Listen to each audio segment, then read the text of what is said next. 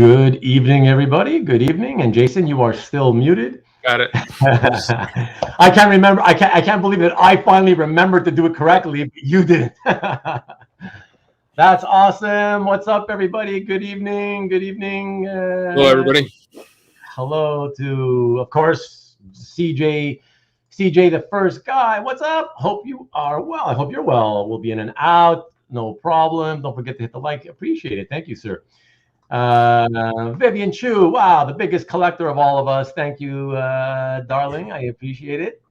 Oh, and of course, Vivian says, welcome back again, Jason. Thank you, Vivian. And I should tell you, Jason. Oh, you've already thanked her. Look at you. You're always ahead of me with the comments, man.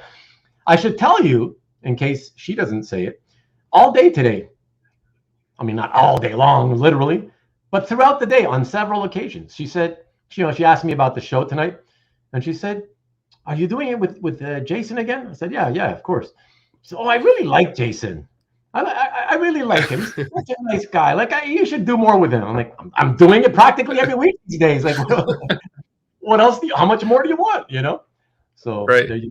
You've got a fan. I appreciate that. That's very nice. I appreciate that. At least one fan, anyways. One fan. I got one like. There you go. What's up, Scotty? How's it going? Good to see you. The Rickster, good evening to you. Marcus Way, what is up?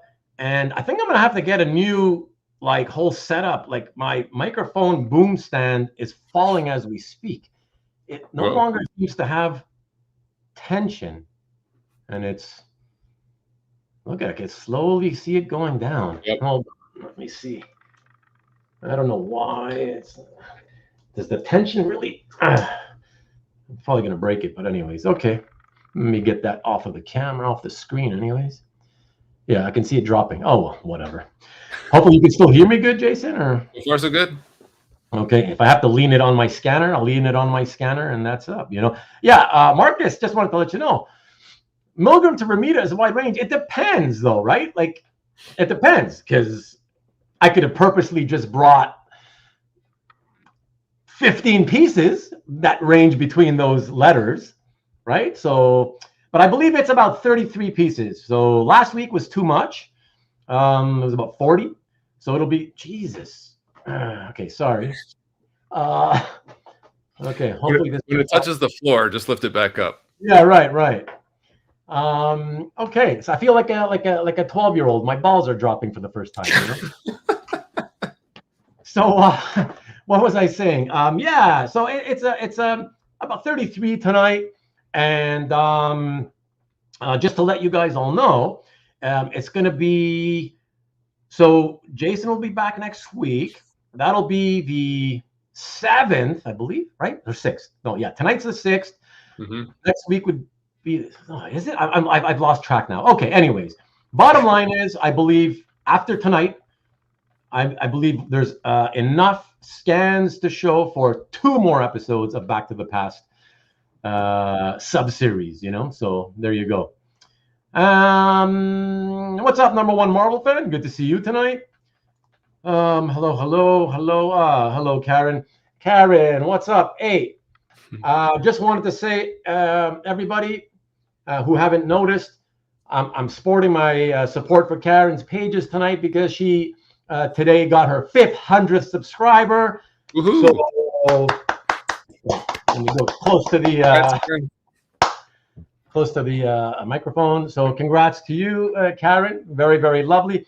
I'm only, I believe, 33 away from 500, except that at my pace, that's probably a year away from hitting 500. So there you go. I am very happy for you, Karen, and I'm very proud of you. So keep up the good work, and please put out a video this week because it has been too long.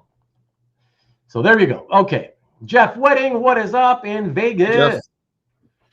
And who else do we got here? We got more hellos. Howdy. What is up, Ian? Hey, Ian. Oh, John Brown. Good evening. Good evening to you, my friend. Good to see you as always. And howdy to you, of course, Jeff. Howdy to you. Hey, look at that, Marcus. You never really do that, Marcus. You always leave it up to the others. So I appreciate that. That's really, really cool. Speaking of others, by the way, Marcus, and the rest of you, just today, earlier today, it just dawned on me. I was like, hey, where the hell is Stanley? Like, Oh, yeah. Remember, Jason? Like, yeah, it's been a while. It's been a while. What's happening? Where are you, Stanley? Wow. And speaking of other people who haven't been by in a little while, much, much more recently than Stanley, Carl, our friend Carl in Maui. I don't know if he said he tried to make it tonight, but he wanted me to tell everybody hello from him. He hasn't been by in the last couple of weeks. So aloha from Carl. And happy Sunday to you too, sir. Happy Sunday.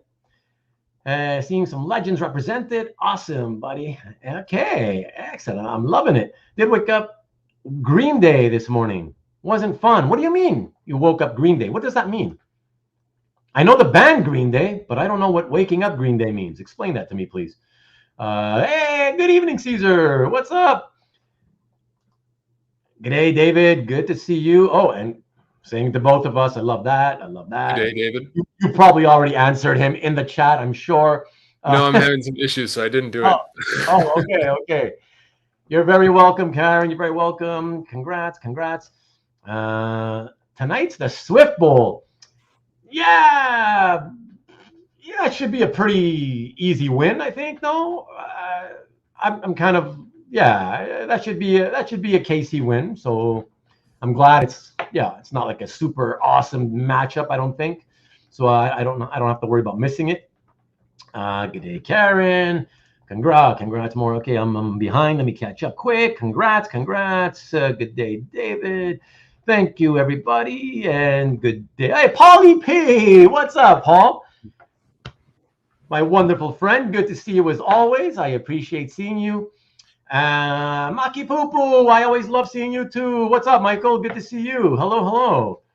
Dookie. See, there's another Green Day reference. The band, though. I don't think he was referring to the band, was he? I woke up. I don't know, man. Number one Marvel fan, you're going to have to let us know. Next week is the matchup. You're waiting for next week, huh? Polly P in the house. Yes, he is. And hi. Okay, excellent. Well, look, everyone. Really, really happy to be back with you all and look at some fun art tonight. There is a lot of really fun art. I think that we're all going to enjoy it. I really had a lot of fun kind of putting the slides together for this. So that's going to be really cool. Before we do that, though, as some of you may have noticed on the revamped thumbnail for tonight's show, I did add I added to it that there would be a live unboxing tonight. And so with that being said, so here we go. Actually, Jason, if you don't mind, for the crowd, I believe. Yeah, absolutely. Kick me out. Sorry. I think we'll do. Which one is it now here? The other way. We'll do it this way. There we go. Okay, so everybody got something that is actually, in this case, clearly artwork. But this one is not from me to me. Okay, so I won't say anything else until after I open it, look at it, and then show it to you guys. So I don't know what it is. So let's take a look, shall we? Okay, I gotta be careful that I only stick the tip in. It's quite the knife you have there. Yeah, thank you. Did I just say, yeah? You did. You did. We're going to pass right over that. You did. I was like, suddenly I was like a 15-year-old again. Yeah. Oh, only kissing. Oh, come on, baby, come on. Only the tip. Oh, I never did that. I'm just saying that's what some kids do, you know. Sure. Yeah. Okay, so let's save. Okay, excellent. Let me show you. Not that it matters. I guess that you see me chopping this baby up. But okay. Oh my gosh. there is a letter attached to it. And so this is kind of personal. Oh, wow. Holy crap. What? Oh, my God. Why would you do that? Oh, my gosh. Okay. Sorry, everybody. I'm just untaping stuff. Oh, my gosh. Oh, wow. Okay. Oh, my God. So beautiful. Why would you include this also? Oh, my God. Okay. Okay, sorry everyone, please bear with me. I need to take at least a few seconds just to read the personal letter.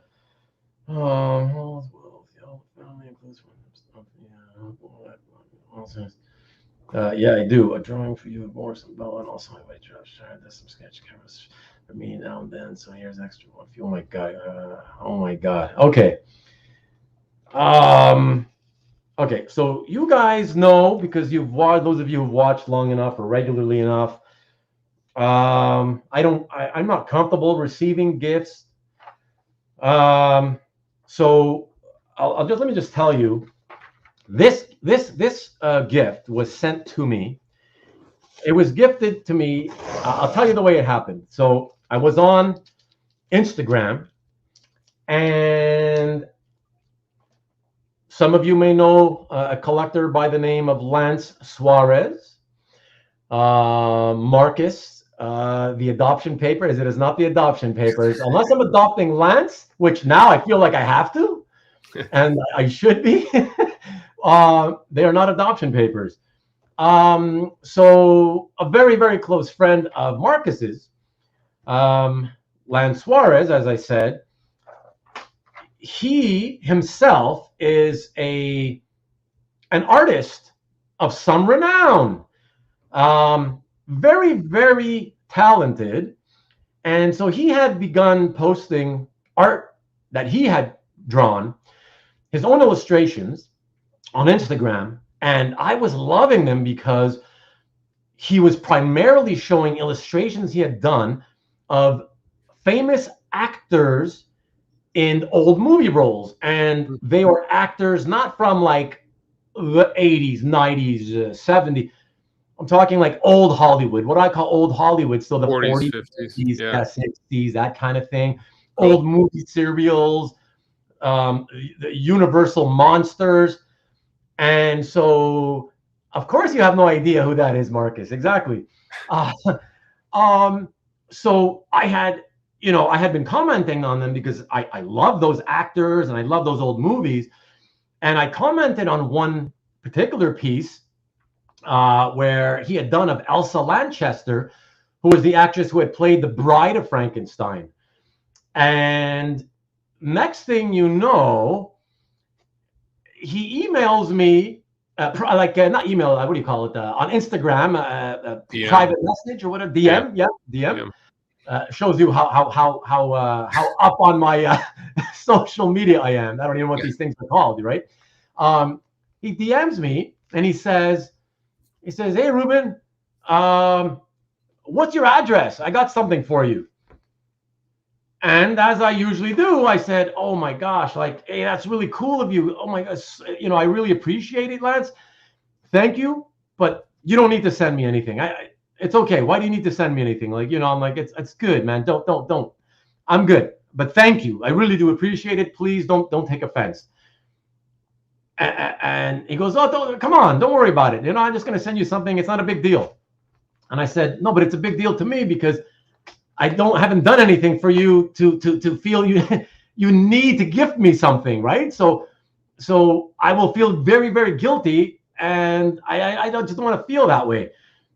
And so he says, he writes back and he says, okay, how about this? Just send me your wife's address and I'll send it to her instead. So I was like thinking, oh, okay, you're so clever. That was such a clever little comeback. I was like, okay, just for that alone, yes, fine. Here's the friggin' address. Fine. Okay, go ahead. So I gave him the friggin' address, right? And I got to tell you, he says, it's not a big deal. It's just a little bit of art, And so I was like, okay. I said, okay, great. So whatever. So he sent it, and I actually received it a couple of weeks back. It was like literally the day before my birthday, and I was like, oh, nice timing, right? Like great timing. Yeah. But then I thought, it's such a nice act of kindness, which a lot of the comic book people in the social media sphere, particularly on Instagram and on YouTube, like to refer to as AOK. Oh, I've got an AOK, act of kindness, right? AOK. It's like this big thing for them. And so I started thinking, like, yeah, I should either try to do my first pre-recorded video, which I've never done, and I thought I'd do an unboxing, recording it, right, and then just upload the video. Mm-hmm. Or I thought, I can just wait for another show where I just do it live, since I'm doing everything live anyways. And I didn't know what to do. So that's why it took me like a couple of weeks to finally decide what to do. And finally, in the end, I was just like, you know what? Let me just do it live, like I've done everything else so far. And so I saved it. I've been sitting on this, desperately wondering what he sent me. And I have to admit, Lance, I was hoping it wasn't some random sort of piece of art you thought I might like. I was really hoping it was one of your pieces of art. And everybody, I'm happy to say, not only is it one of Lance's pieces, here, let me take it out of the holder so there's no reflection. Oh my gosh, and it's on this gorgeous textured paper. Not only that, but it is Universal Monsters related, which I adore. Oh my gosh, I love it. And by the way, I just wanted to say too, before I show it, when he was showing his art on Instagram, I asked him, I DM'd him and I said, or maybe it was a public thing, I don't know, but I messaged him and I said, hey Lance, if you're ever interested in doing like a show and tell with me together, that'd be awesome, right? I would love to do it. Cool. And he said, no, not right now. I think he's kind of like Marcus, kind of shy to be on camera live, whatever. I don't know, but I said, I would even do one if you're interested. I would even do one to show your art, not even your collection. Like if you want to keep your collection or whatever, like a secret, that's cool. I would love to do one just to show your art that you draw, So I don't know. Hopefully one day he changes his mind, and he said no still, but hopefully changes his mind. But so check this out. So beautiful, man. Okay. Oh, cool. So Bela Lugosi and Boris Karloff as the Frankenstein monster and Dracula. And it's like, I wish you could see the background better, but the camera doesn't really pick it up. But it's all these sort of cross, almost like the Filipino inking style in the background we used to do in the background, and it's all textured and with some washes here everywhere as you can see, and it's so up my alley. And I have Boris Frankenstein piece already that I bought in San Diego like 20 years ago from Aaron Lopresti.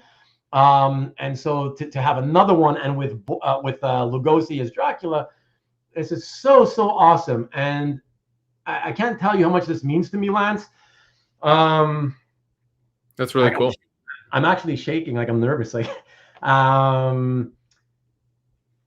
this is why I hate people gifting me stuff, because I don't know. I never know what how to appropriately express myself. And I don't ever really know what to say.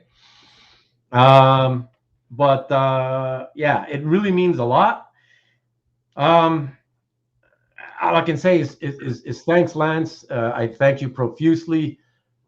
Again, I don't know why you think I deserved for you to send me a piece of art. And by the way, everybody, it's not over. He did send me one other thing, which just makes the guilt even worse. And for giving me all the guilt, Lance, you really need to come and do a show and tell with me at some point. But here, let me put that aside. And look what he also gave me. Okay, on a comic book cover, a sketch cover by Travis Charest. Wow. Like, what the hell? Like, why would you give me this extra? I'm just like, what? And I'm assuming that's Travis's version of Betty Page as Sheena. Just because I'm going with the bangs plus what she's wearing. Yeah, you're a good point. Yeah. But Lance will have to correct me if I'm wrong. Well, actually, Marcus, I just want to say, technically, if I really want to be pretentious about it, I would say Travis Charest. But since we want to Americanize it, then yeah, Charest. Without rolling the R or doing the French R. But yeah, so there you go. A lesson in French for everybody. So super cool. I don't even, I really, like I said, one last look. This is so awesome. I'm going to really admire it closer up later after the show, Lance. So yeah, thank you very much. Let me slip it back in again, honey. Yeah, slip it back in. Just the tip, though. Just the tip, yeah. No. In this case, I got to protect the whole thing, so I got to slide the whole thing in. Good Lord. What's happening on this channel? Show's falling apart. Oh my gosh. Okay, but there we go. It's perfect. I love it. So thank you so much. It's very cool.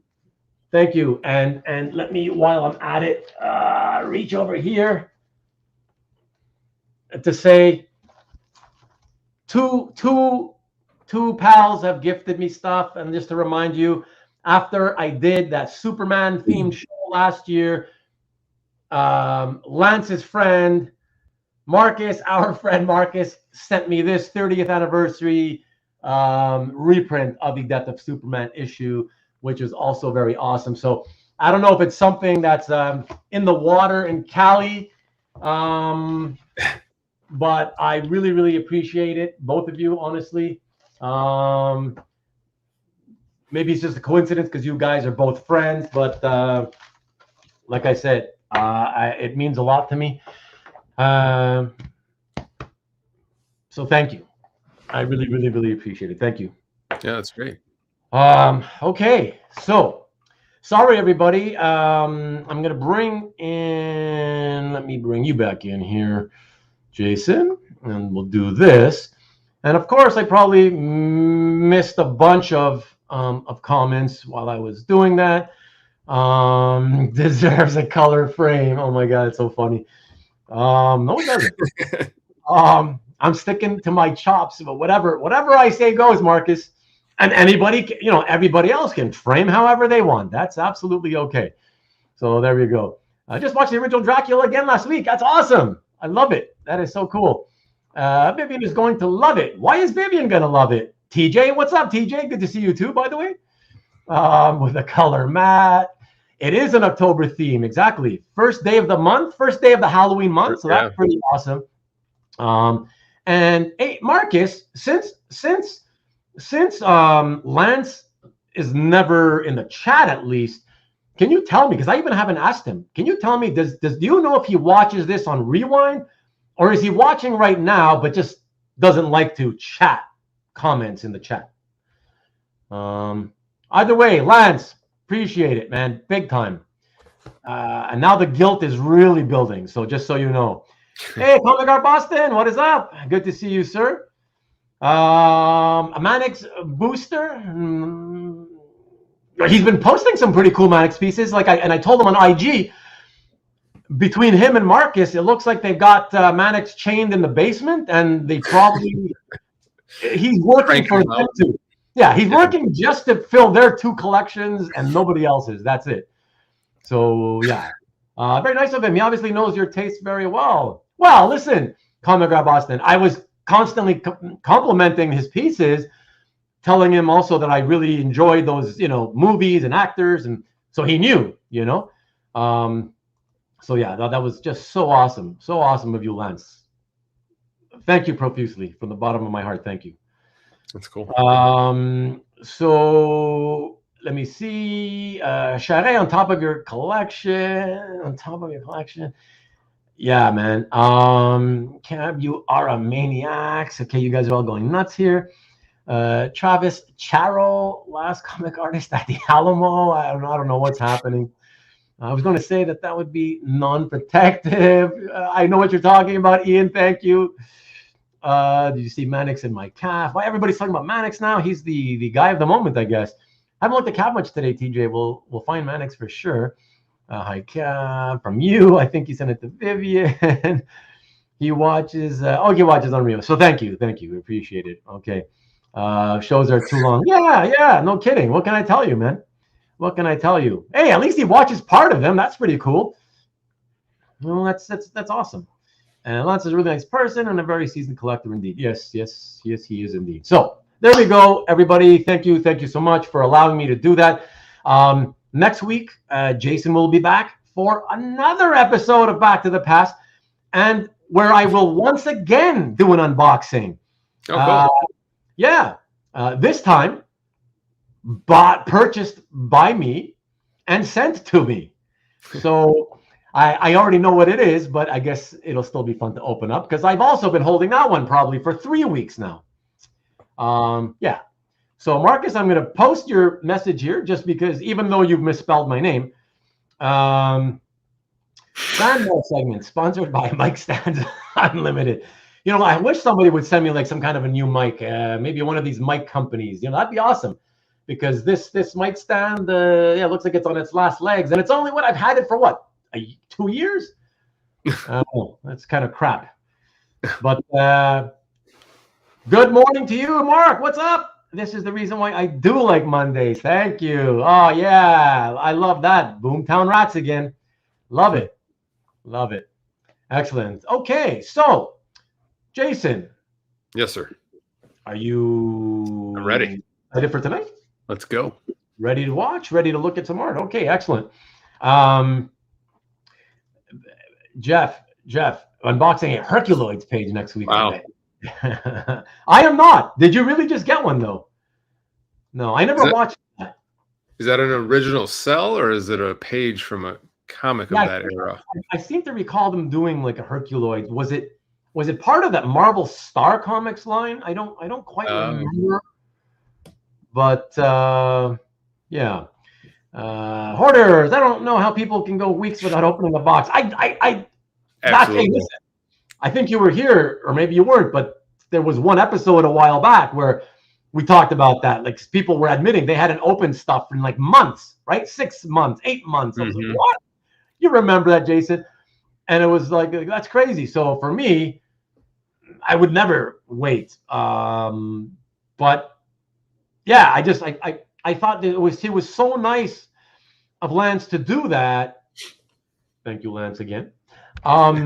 I was just like, I felt like, okay, I gotta let people know how nice some people in the hobby are. He deserves credit for that. I needed to shout him out in some way, and so that's why it took 2 weeks. I was just like, whatever, man. I gotta decide. Live. Is it live or Memorex? Anybody remember that? Wow. Are you old enough to remember that? I'm old enough to remember that. Yes. Yeah. That's it. But and that's the only reason, Scott. That's the only reason. So, believe me, it was hard. It was very, very hard. There we go again as a 15-year-old. It was difficult, is what I wanted to say. Not ready for what? To look at the art. From what series, Jeff? Wedding? Yeah, Horace says it's gonna have 5 unopened buy. Look at that, exactly. Karen's got 5 because she no doubt wants to do 5 different shows. But you shouldn't do 5 different videos, Karen. You should do like 2 or 3 tops. Like put at least 2 openings in one episode. That would be good. I mean, unless they're like super mind-blowing pieces that you know the kind that everybody's gonna have their minds blown on, then yeah, one at a time, I guess. But might be more fun to do a couple. Your show, do what you want. What can I say?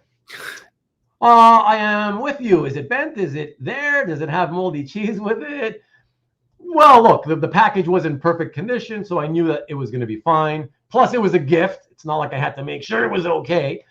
You can only climb into one box at a time. That is funny. Keep a few boxes open and keep them like gifts to myself when bored. Nice. Scott, that's because you have so many boxes to open. Yeah, cool. Future Quest and post Marvel's HB license. Delayed gratification is prolonged satisfaction. I don't know. One of my videos will have 2 to 3 boxes all at once. Yeah, I like that, Karen. Excellent. It's been over 2 weeks now. We're all very highly anticipating the next one. So get to it, woman. Jeff, spot on TJ, and 5 unopened. There we go. Oh, come on, Caesar. Caesar says he's got 5 times that. Caesar, there's no way you've got 25 packages sitting around unopened. There's no way. I believe, and only because you admitted last time when we talked about this subject about unopened packages, I believe you've got maybe a handful lying around, but I don't believe you've got like 25. There's no way. I have a video coming out this week. Just need to edit it. Yay! Awesome. Excellent. You need to celebrate for your 500th subscriber. You need to have, on the very week you hit 500, you can't skip another week. You gotta have a video this week for sure. So that's a must. Pictures. What about pictures? Holy shit, Caesar's got maybe 20 unopened. What are you doing, dude? Send them to me. I'll open them for you and I'll pay to ship them back. No problem. I just want the fun of opening them for you. I would do that. That'd be awesome. Okay, everybody, let us not continue to piss off those rewind viewers like Lance. And let's get to the art. Shall we? You ready to go, Jason? Let's go. Awesome. All right. So with that being said, everybody, let's start on the first piece. And yeah, here we go. We're going to start off with some Marvel. Are you a fan of ROM? Were you ever a fan of ROM by any chance, Jason? I was a fan of the toy. I was so jealous. Oh, really? I was so jealous of a friend who had the toy. Oh. And then when I saw him in comics, I was like, oh, I know who that is. But I didn't do it the other way around. Oh, wow. So you were familiar with the toy even before the comics? Yeah. That is so cool because when I found the comic, I wasn't aware that it was a toy. Mm-hmm. And then I started seeing those ads in the comics for the toy, mm-hmm. But somehow that toy, I think, just never made it to Canada, or at least not in Quebec where I live. I never saw the toy. To this day, I've never seen a ROM figure. Toy. Yeah. So that's. Yeah, I thought it was the coolest thing. My friend had it. I didn't have one, but my friend had it, and I always wanted to play with it. That's really, really cool. So okay, so we're talking about that because I wanted to show the first piece, and that is an Al Milgrom cover of ROM 22, featuring a guest appearance by Torpedo, as I remember his name was. Yep. I got that right, Jason? Yeah. Yeah. I think there's like 3 versions of Torpedo. I can't remember how many there are, but I think there's like 2 or 3. They keep dying, and they bring them back. Oh, okay. Yeah, ROM. Yes, Mark. ROM stood for Read Only Marvel. Exactly. Exactly. That's what I'm sure Marvel wanted it to stand for. And Jeff says, I need ROM art in my life. Well, Jeff, I do believe you have a sweet ROM piece by everybody's favorite Fred Hembeck, don't you? I think so. Romita? No, the Romita is coming later. That's towards the end of the show, actually. But yeah, a really fun piece. I remember having actually, in the time that I was full-time dealing, I believe at one point or another, I think I had, I want to say about 10% of the series covers. Oh, wow. Yeah. I think it was 7 or 8 of them all told. I like the inking in this page. All the dark in the foreground, I think, just kind of. Oh yeah. Yeah, those solid. You mean towards the bottom there on the legs, the foot and stuff. Yeah, exactly. And the houses. Right, and getting lighter towards the top. Yeah. It's I really like that, exactly, and getting lighter, or we could say starting light and then getting darker as you go down. Yeah, there's a lot of detail in that town. Yeah, exactly. That's what I really love, is all that detail with the houses, the trees behind the houses, given how small he had to draw them. Right. Very, very nice. And of course it's got that that diagonal tilt to always make it makes it the composition a lot more interesting that way. That's really cool. IDW ROM exists. Yeah, that's true. But they changed him. They redesigned him. And to me, I'm such a purist. I don't feel like this ROM is outdated. I still feel like it looks pretty cool. And with modern day artists, I still think this exact armor would look cool today. Without playing around with it, but just my feeling. And also the fact that it's not in Marvel anymore. I hate the fact that it's the license holders, right? It's you can never cross him over with the Marvel characters. To me, Ron is always a Marvel hero, so that would be cool to bring him back. Yeah, absolutely. Very Starlin-esque. Whoa. That could be just from the standpoint, Mark, of the fact that Milgrom inked quite a lot of Starlin's artwork, so that's what you could be seeing there. Okay, from there we go to another Marvel piece, I believe. Let's check that out. Yes, Frank Miller, but not the character you would expect. Marvel Spotlight number 8. Frank Miller, inked by not an inker you would expect on Miller, of course. This is early career, but Bruce Patterson did a beautiful job, especially on that third tier of panels. I find that whole scene down there with not only, of course, the outer space background, but those acrylic-looking see-through steps. That's amazing. God. Yeah, that's so well done. It's fantastic. Yeah. So beautiful. Jason, a little fun fact. Back then when I had this, as you guys are all used to me saying this a lot, right? I say the same thing about a lot of these pieces because at the time it was true, because it was so much of a smaller hobby. But this also nobody cared for, and back then nobody cared for it because, well, it's not Daredevil. Yeah. I can remember my friends, we had no interest in that version of Captain Marvel. It just wasn't our thing. Early 80s, I guess we were on to Wolverine and X-Men and all that stuff. Yeah. But those last two panels are really spectacular. The arch lines on the far left panel that kind of curve around and bring you back to the stairs. That's really well done. Oh yeah, absolutely. I love those arches there, those curved, whatever they are, Yeah, whatever they are, but they kind of bring you back to the stairs and then bring you across the page up to the corner again. Yeah, exactly. So cool. Killer last panel for sure. It's funny, and I love when they take a nice sort of wide angle shot like that and they split it into 2 panels. Mm-hmm. It just, like the way he did there, it just gives it a really, really cool effect by splitting it up that way. Mm-hmm. And yeah, exactly, Comic Gar Boston. Beautiful inking. It's funny that it's not somebody you would ever expect to see on Miller in this time period or ever. But I found he did a beautiful job. Really great. And CJ agrees. Yeah, great inking. So yeah, fabulous. No problems, Comic Gar Boston. Thank you as always for making what efforts that you can to come in, even for only a few minutes. Thank you. Night, Cap. I appreciate it. Have a great week. So that's a really cool page.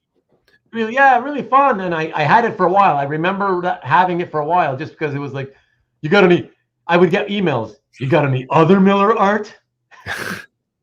And it's like, if I did, I guess you'd probably be seeing it on my site right next to the Captain Marvel page, whatever. But I don't remember the chronology of Marvel Spotlight. Where would that be relative to some of his like Daredevil? Well, that was 1980. Okay. So it's right at the beginning of his Daredevil. Yeah, it's really early on. So That's really cool. Look, it is what it is, and I'd be thrilled to have that. Yeah, that'd be an awesome page. I mean, yeah, it has since sold actually in recent times. I remember it appearing at auction not long ago, and of course, I think it went for like over $5,000 or something. Mm-hmm. I think it took me months to sell it for. I want to say it was somewhere between $250 and $300. You know.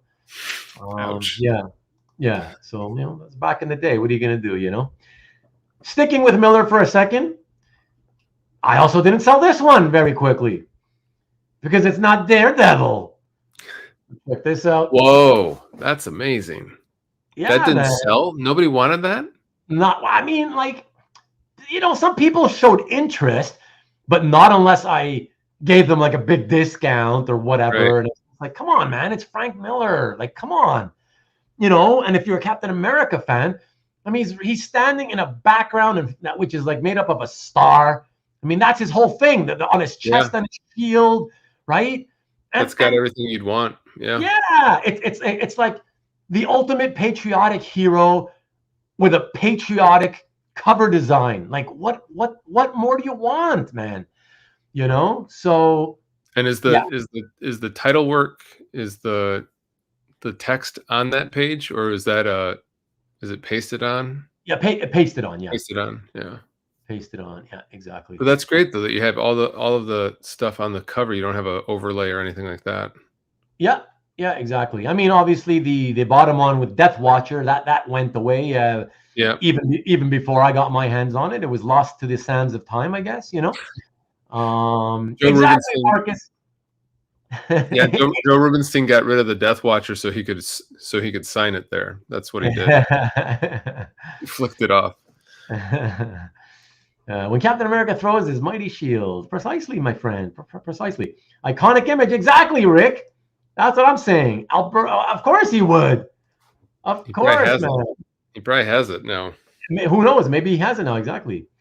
Yeah. So I don't know where it is. As with most of this stuff that I sold ages ago, it still kills me. But most of it, hasn't sort of shown up online.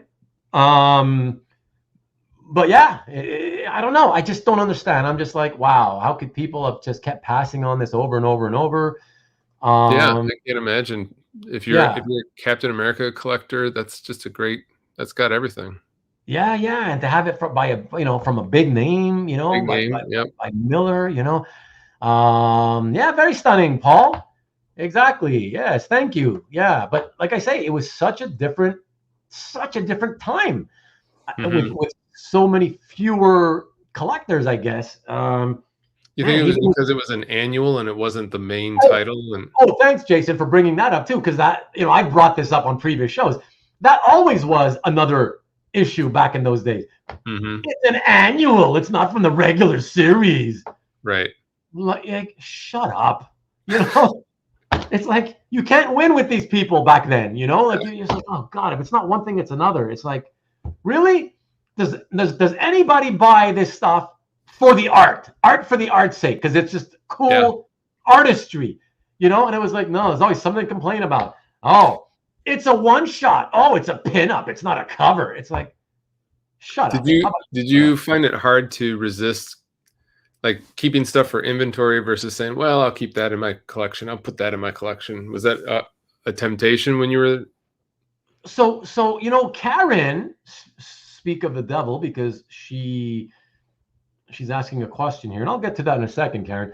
No, actually, I'll get to it right away. Actually, I don't know, Karen.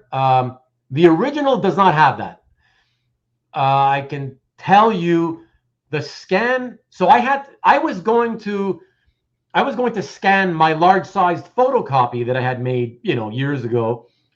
But then I found on my hard drive that I had a color, because all my photocopies, or most of them are black and white.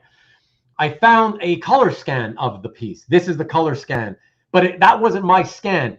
So I believe after I sold it years later, at some point, one of the owners who had it must have posted it online for a little while at least. And then I saved that color scan, right? And then that person ultimately took it down and it hasn't been seen since. So I don't know. I don't know why those lines are there, but I can tell you the artwork, the original artwork does not have that. So probably some weird thing with that person's scanner, whoever scanned it. So, and to answer your question, Jason, IMO blows anything away from his work today. Okay. Mm-hmm. Yeah. What if not a regular run? What can I say, Dan? Hi, by the way, Dan. Good to see you. A lot of us are What If fans, by the way. A lot of us. Hey, bootlegging. By the way, what is up? Thank you, Dan. Last week for after the show, I believe it was, or maybe it was during the show. But after the show, I noticed that you would subscribe to my channel. So thank you, man. I appreciate it. Thank you so much. Got some nerve showing us an annual like that. Exactly. That's my point. Exactly. So funny, man. I'm telling you, it was so different back then. It was so different. The bitter dealer with somewhat anger issues. I wasn't bitter. I was a very happy person. But the collector mentality pissed me off incessantly back then because nobody seemed to want to buy great stuff. Listen, I think it's next week or the week after. I'm going to show you, some Sienkiewicz Moon Knight pages and New Mutant. Cool. Right? Very cool. Okay, and I can tell you another story about that, about how long I had. I'll tell you when when we air that episode. I'll tell you another story about what people were saying back then. Whatever. I always tried to show people some of the best artists and what they were doing way back when, and try to push them because I was like, man, this stuff deserves so much more attention than it's getting. It's getting nothing. And nobody would listen. And it's like then 10 years later, 10 years goes by, and all of a sudden, one person pays a crazy price for that artist's work. And all of a sudden, everybody has to have that artist's work, right? Like everybody needs their hand held in this hobby. I don't get it. Where were you all 10 years earlier, 15, or, when I was telling you, get this guy, this guy's a genius. He's been a genius since he broke into the industry, and nobody's paying attention. His work is dirt cheap. Where were you all when I was pushing this guy and selling his pages for $175 on average? Oh, and of course, 15 years later, nobody has a problem now spending $8,000 for a panel page, $5,000 for a panel page. Like what? So whatever, try to get ahead of the crowd all the time. And if people don't listen, what am I going to do? Right. I'm not bitter. It frustrates me when people don't listen. And then only years later, then they do what I told them to do, but only because they want to follow the crowd. You know what I mean? It's just frustrating. Whatever. Well, probably as the internet came around and everybody could see what other people were willing to pay, that probably changed things too. Yeah, I believe so. I agree. That's well said. I think back in the day, the art market was more undefined. It was. Collectors equated art pages to the collection value of the book more. Yeah, possible, TJ. Moon Knight, less great than Daredevil. Speaking of Moon Knight and Daredevil, I will have some art from those two people in the, I believe, next episode. Don't look at me. I'm buying mana. Exactly. But you're shouting it from the rooftops, Marcus. So believe me. And now with the market as large as it is now, it won't take long for that stuff, for those prices to start going up, and his prices for commissions or whatever to go up. I'm telling you. But yeah, it is what it is. Me too, Marcus. There you go. He agrees. So let us get to the next piece, everybody. So we're moving away from Frank Miller, since nobody gives a crap about that guy. Let us go to Jim Mooney, shall we, everybody? Jim Mooney on this fun little spectacular Spider-Man splash. Number 49, Jim Mooney. And again, interestingly enough, coincidentally enough, just like the Frank Miller piece, inked by Bruce Patterson. So that's kind of fun. I always thought that stuff like this was kind of fun. I mean, yeah, I know you always want Spidey costume as your main thing, whatever, but given that this is primarily a Peter Parker splash, it's still pretty cool and pretty fun that he threw in Spidey in silhouette against the wall like that. Yeah, and it's a title page, and so I know there's people that like those title pages, and yeah, absolutely. Yeah, so it's not a Romita Peter Parker, but it's good.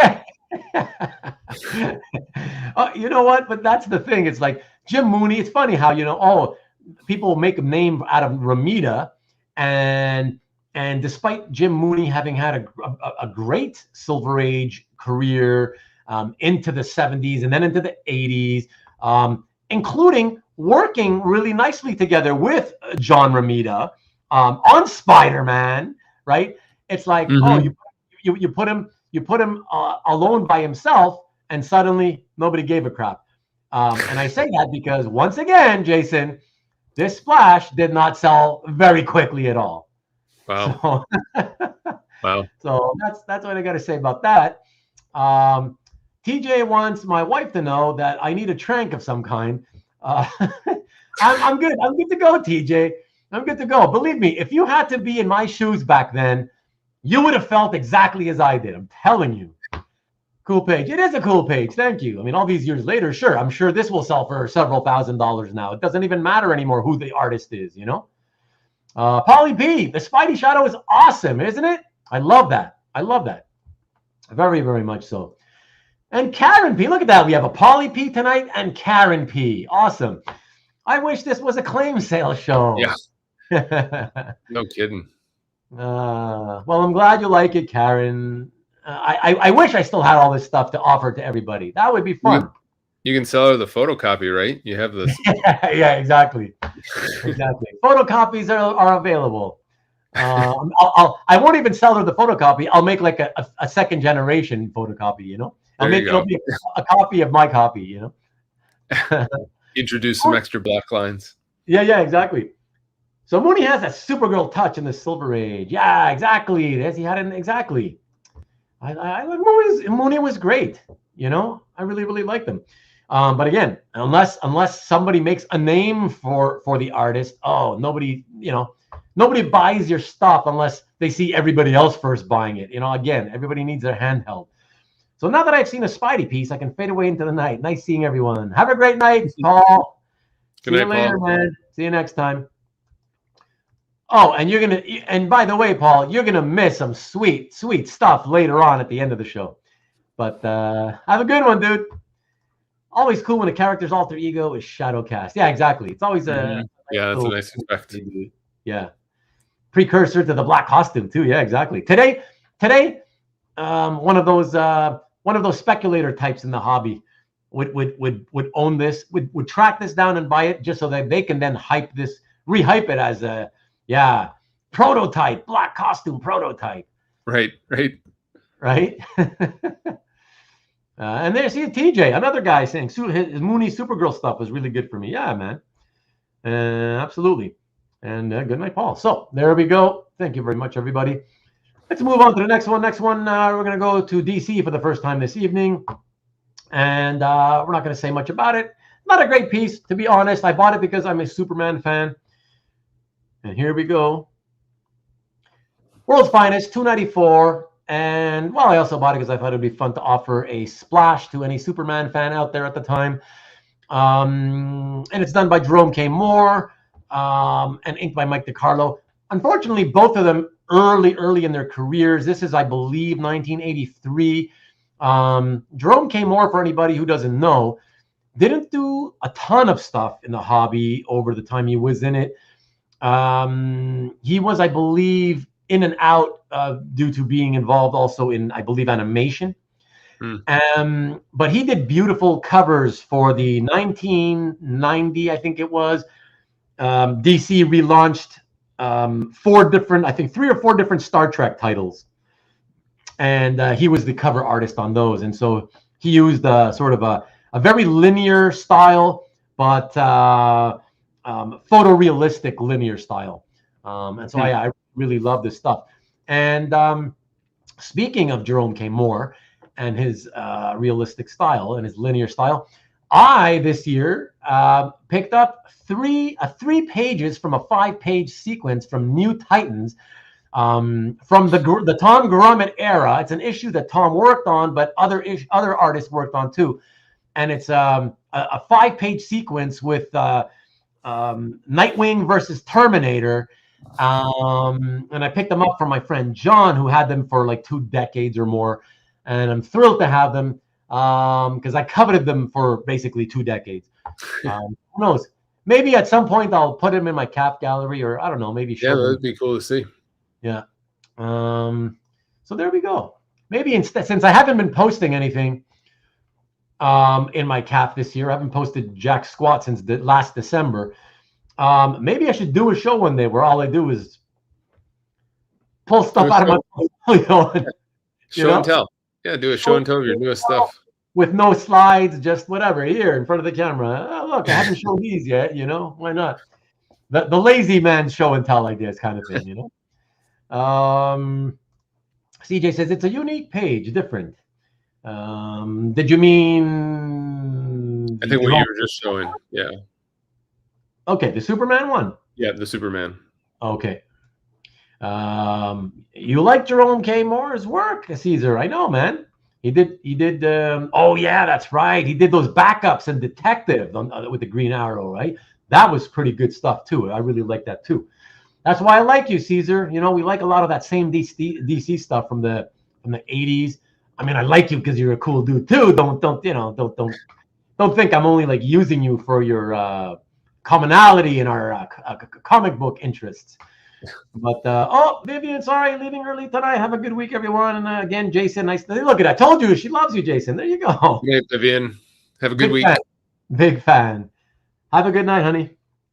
Plenty of places to post now. Instagram, Threads, Twitter, Connect. I know, but that's the problem, Dan. That's the problem at the same time, is that it's so fractured, right? That like you never know which place is going to get the most sort of bang for your buck. And by that, I just mean like, I don't feel the need to share art, but I think it's important that we share art.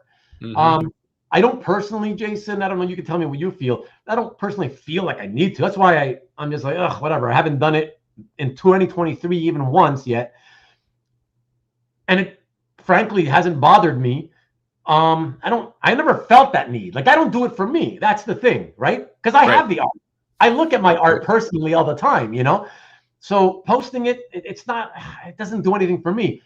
I only ever did it because I figured for others, right? If anybody else is interested. Totally. I think it's great that the hobby, that people in the hobby will do that, because, some pieces, you'll never see in real life, or you'll never can't afford. And so to be able to at least go online and find them and see them, that's pretty cool. So I think it's great when people post stuff. I understand why collectors who maybe have some really big pieces that they don't want to know, maybe don't want people to know that they have them. I get that, but it's nice when they post it. Yeah, absolutely. Yeah. It's important, So I'll get back to posting. But like I said, Dan, Rich, what's up, buddy? How's it going? And Dwayne's a pain. Both of you coming in at the same time. What's up, Dwayne? No, Karen's not leaving. She was just saying goodnight to my wife who was leaving. So Karen's hopefully sticking around. Sharing's what it's all about. And like I said, what I was trying to say to Dan is like, that's to me, it's good in that, you have options, but I think it's also bad in that the hobby, those of us who are participators, socially, it's fractured now. It's fractured, right? It's like, this segment of people prefers this platform. This small section prefers that platform, right? And then there's some who are willing to, I'll post on Instagram and on Facebook, but not on the others. So the people who are on the others only don't see that person's, Right. It's very fractured. So that's why it kind of sucks for that reason, So yeah, who knows? I was joking, but who knows? Maybe I will kind of do that one day. Maybe do one episode where maybe I pull shit out of my portfolios, or I don't know. Who knows? Whatever. Why not? Yeah, that'd be cool. Yeah. So there you go. Okay, so let's get back to that, everybody. Thank you all. Please, if you don't mind hitting. And by the way, did I see Nick like 20, 30 minutes ago? He was in briefly. Yeah, I think he was. Hey, Nick. And good to see you, Nick. Thank you. Maybe you'll be back later. Please, can you hit the thumbs up? I'd appreciate that. You don't have to subscribe if you're not subscribed, whatever. But can you at least hit that thumbs up button? Would really appreciate that. That would be nice. Yeah, so let us go to the next one. Oh, hold on before we do. Dan says, I used to post en masse when I got scans up. Now, except for sale pages, I post one new piece a week. Yeah, I've got 40 plus weeks worth of posts. Yeah, listen, Dan, that's kind of what I always did for years, though, other than 2023. That's kind of what I did. Like Tuesday, I don't mind saying, Tuesday is my posting day, other than 2023. I just, after years and years of posting and experimenting with every day of the week, different hours, whatever, I felt that Tuesday, for whatever reason, I can't explain, but Tuesdays ended up feeling like it was the day where most collectors seem active on social media, and it's got to be before 2 or 3 in the Eastern time zone afternoon. Otherwise, you wait until it's 4 or 5 o'clock and it just seems to fall on deaf ear. Like, it's weird, man. Like I said, whatever. So I would do once a week, once a week. And yeah, whatever. It's just, I got lazy this year and just said, it feels good to not have to always think, oh, what am I going to post this week? What should I post? Whatever. But I'll get back to it eventually. Some of us don't have collections that big, so it's really easy to figure out what you're posting. Yeah. No, I get it. I don't, I'm sorry, Jason, and everybody else.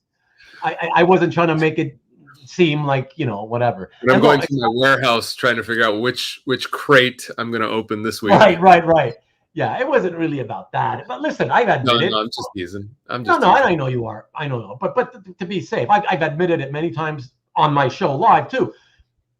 Like, I have a lot of art, yeah, but it's not most of it. The vast majority of it is not the kind of art like that the masses give a crap about. Mm-hmm. The majority of it really isn't. If you go to my CAF gallery, for instance, it's probably close to 1,000 pieces in there, which is shocking. I'm like, how the hell is that already 1,000? Wow. But it's like, the majority is made up of either Tom Grummett or Mike Perkins pieces, right? And the masses don't care about those two artists. And then random other, bits and pieces from other artists, So whatever. It's not really about, oh, you got so much, right? It's like, if I have stuff that you like, then you should be excited or jealous. Mm-hmm. But if I don't really have a bunch of stuff that were, I can post one page a week, but if nothing that I'm posting excites you, then you shouldn't have any reason to be jealous either. You know what I mean? Like those lousy Captain America annual covers. Yeah, by Frank Miller or whatever. Let's be real, just in case people are tuning in. For those of you tuning in late and watching on Rewind, I do not have a bunch of Frank Miller Captain America covers or Captain America covers by anybody. No, he's making a reference to. You should rewind and making reference to a piece of art we showed earlier.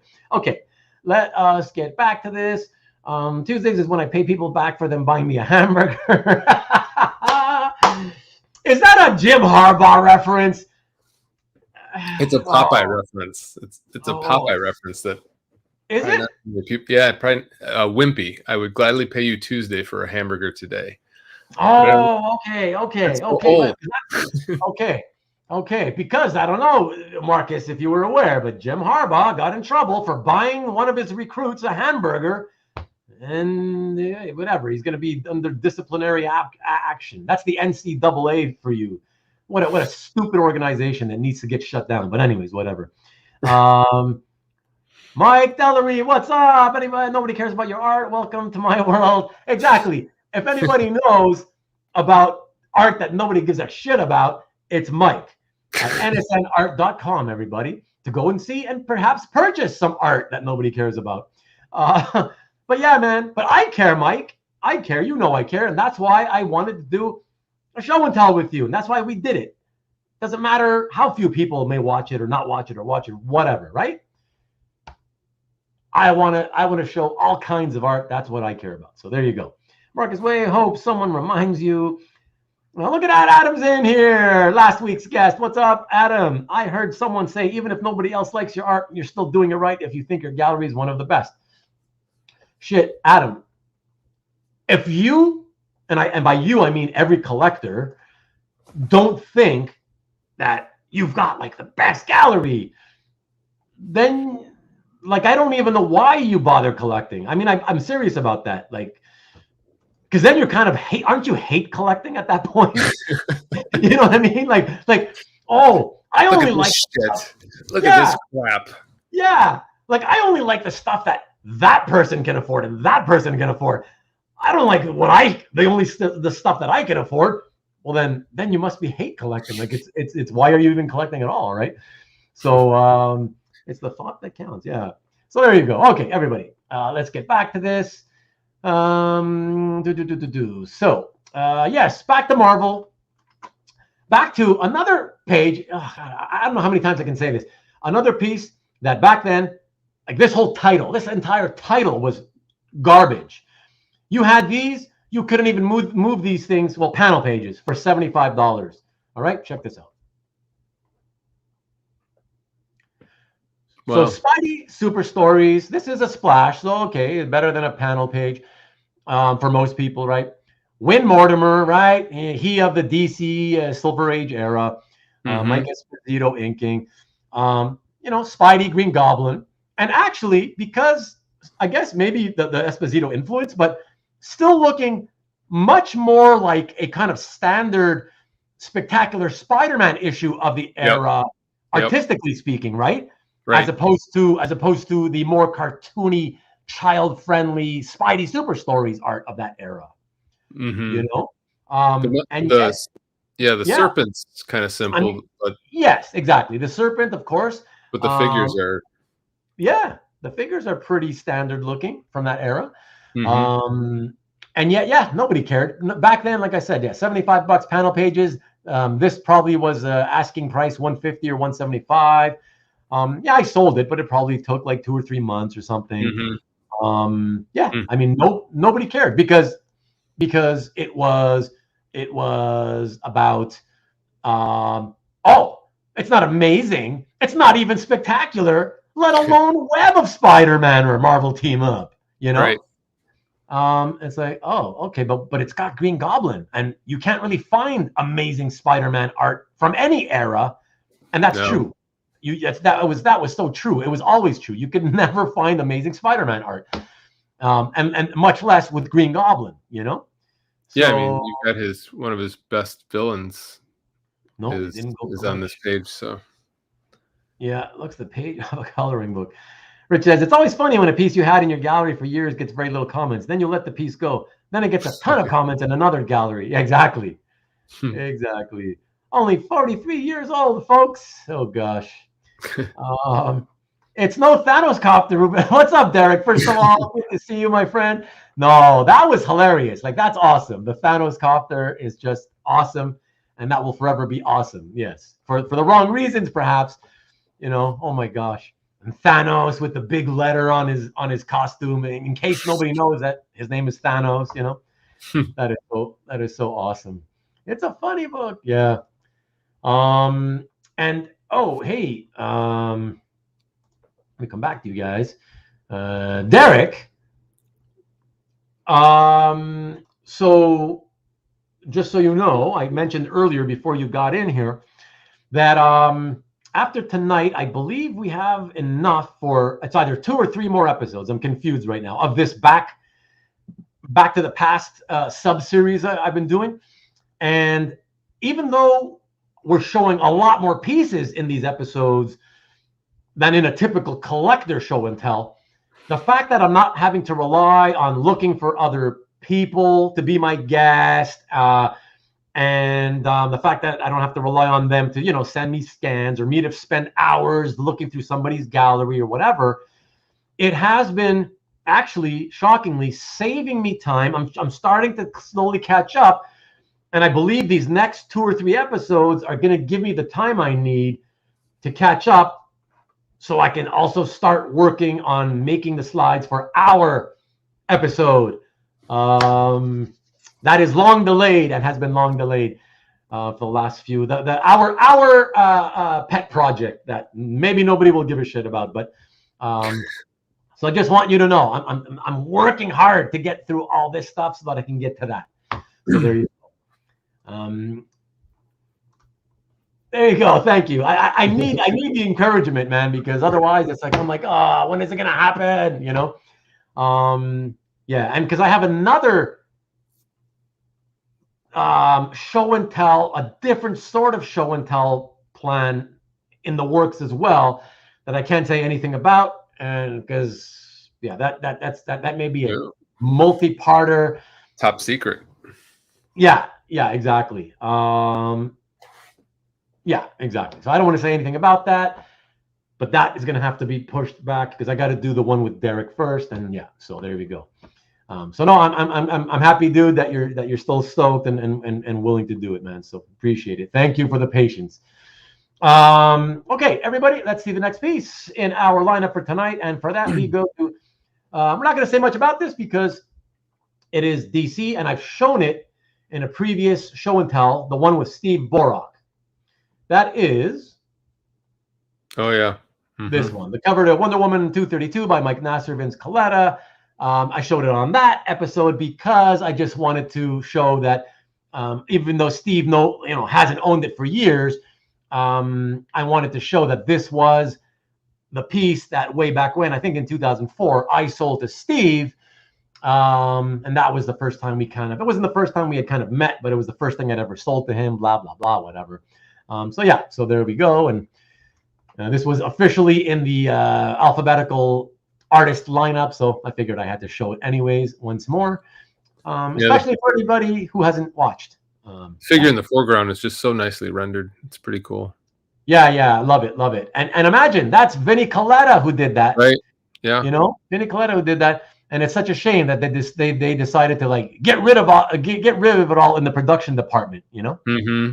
They're just like, no. They must have been like, nah, she looks dirty, like she's bathing in dirt. Right. Like, God forbid you show somebody from Egypt who might look Egyptian. Right. Let's make her a brunette, but very fair-skinned brunette. Super fair-skinned. Yeah, absolutely. Yeah. Like, we're not racist at all. Hey, Jeff Wedding has an idea for a show. Oh, yeah, you got it. You grabbed it. Hey, I would love to do that. I didn't even think about that. I would love to do that, Jeff. Let's talk, baby. Would love to do a Hembeck. A Hembeck A to Z show would be awesome, Jeff. Oh, yeah. Let's talk, man. I'm ready for that, for sure. Pretty nice inks by Vinny. Yeah, exactly. That's what we're saying, man. Yeah. So they stat and white out. Exactly. And can you imagine? Like, really? Because like that. Vinny got no love. When he did it well, they got rid of it. And when he didn't like it or he was rushed, he got rid of it. Yeah, it's like, okay, I'll take more time than usual. Usually I'm erasing and you give me shit. So let me make up for it this time and I'll put more than I ever do. Ever. Yeah. And now you erase it. It's like, what? What is happening? Whatever. Poor guy can't get a break. Nutty. All right. Next piece, everybody. Let's go to let's stick with DC. Just a nice Don Newton page from Detective Comics 45. Lovely inks by Frank McLaughlin. And I just like this page. I remember this page back when, just because I always loved Man-Bat as one of Batman's villains, Villains. Yeah. It's an interesting choice to have his head turned side like that on the last panel. Yeah. Exactly. It's almost like you figure like, okay, first of all, you look at the panel arrangement at the bottom. And you're like, okay, interesting how he shaped them that way. Yeah. Right. But then it makes it feel like that last panel is like, oh, but if I do it this way, damn, I have no choice. I'm going to have to put them sideways. Right. It's like, rather than solving the problem another way by rearranging the panels again, it almost feels like he was just like allowing himself to be handcuffed by the panel arrangement, Yeah, like a last minute addition. He's like, nope, I need a close up, so I'll just cram it in this way. Yeah, exactly. Yeah, but yeah, it's beautiful. It's really well done. Yeah, Newton is solid and excellent on Newton. Yes, I love the inks on this page. So do I, Karen. So do I. Very nice. Figures, it'd be Newton. Always there, ready with the puns, baby. I like it. I like it, Marcus. It doesn't quite roll off the tongue, but I like it. It looks better when you look at it. Written down, it looks great for sure. That's awesome. So very, very nice. Excellent. Let us move now over to a Marvel piece. And this was a piece I remember when I got it, I was like, what were they thinking? Because this came out during the years, like a 7 or 8 year period when I was out of the hobby. And I was just like, what were they thinking with the stuff, the ideas they were coming up with? So it's a team up. Marvel and what was the company again? Oh, these amalgam type. Yeah. Marvel Vision number 26. Early Cary Nord art, inked by Scott Koblish.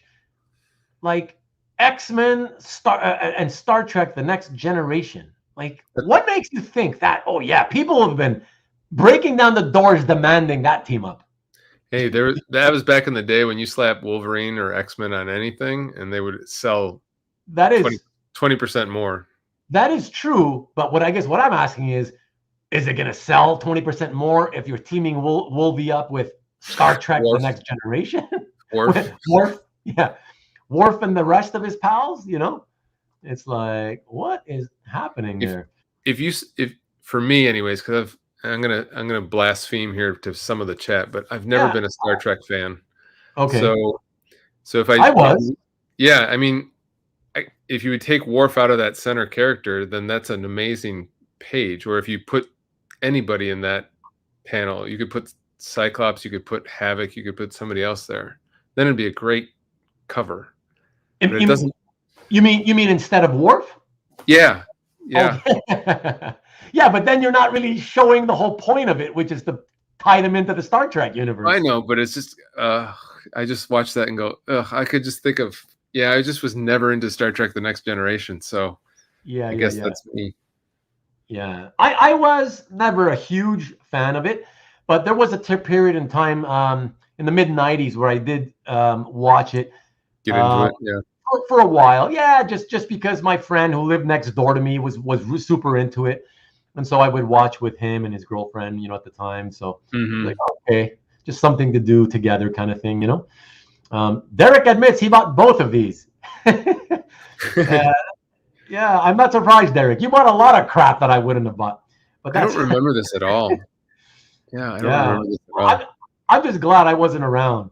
Wasn't this during the collapse? Absolutely. Exactly, Marcus. That's the thing. Nope, that is not Cyclops. Speaking of collapse, and speaking of both of these, as Derek put it, Marvel then put out this. X-Men, Star Trek The Next Generation, X-Men #1. Again, Cary Nord, Scott Koblish. The previous one is currently owned. I had sold it to our friend Mickey and Amantha do, and he still owns it. So that was fun to see that Mickey still has it in his collection. This one, I don't know who I sold it to, and I have no idea where it is today. So, but this one I really love. It has that late 90s kind of Mike Mignola appearance to it. Do you feel? Do you see that? Yeah. Yeah. Especially with, I think, the Nightcrawler in that, I think. Yeah. Yeah, I like the Wolvie, the Nightcrawler, but even Colossus. Yeah. So yeah, this one's kind of nice, and I like the artwork. I thought yeah, this was pretty good. Even today, I think it's still pretty cool. I know you love it still, man. I know you love it, and you know what? Even though I don't give a crap, I love that you love it. I love that you love it. In all seriousness, I just love the passion that other collectors still have for, you know, for whatever they're passionate about. It's great to see people that are passionate about the hobby. So for me, as long as you're passionate about it and you admit to loving it, that's great. I love that. That's cool. That's all I need, you know. I don't need to love it to just love that you love it. So that's for me, that's what it's all about, you know. And Marcus, yeah, exactly. They were absolutely. They were, you know, throwing anything against the wall. to see if it would stick and save the industry from total collapse. It's interesting on the original. It's Captain Picard in front of Colossus, but on the cover, the published cover, it's Data. Yes, they replaced them with Data, exactly. Mm-hmm. I wonder why they would have done that. Yeah. I would have thought Picard was more the dramatic character. Yeah. But then they put God, what's his name? Frakes, Jonathan Frakes. Whatever his character's name was. I know right. Yep. Yeah, the actor name. They put him in place of Data on the left. Oh yeah, that's a weird swap. Yeah. And they appeared to have, I don't know, is it possible they enlarged the Worf's head? I don't know. I don't know. It's just weird. But Knights of Old, good to see you, man. So Marvel needed more Data to boost sales. Exactly. The twin franchises merged with Patrick Stewart. Yes, that's true. Picard equals Professor X after that. Yeah, that's right. Maybe because he's Prof X also. No, but I'm pretty sure this is from 1998. So this is pre-X-Men. Pre-X-Men movie, I mean. Riker, thanks, Marcus. Thank you. And you too, Rick. Riker, that's right. So funny. I have no idea why I would remember Jonathan Frakes' name, but right. That's a good one. That you can pull that out. Kind of weird how my mind works,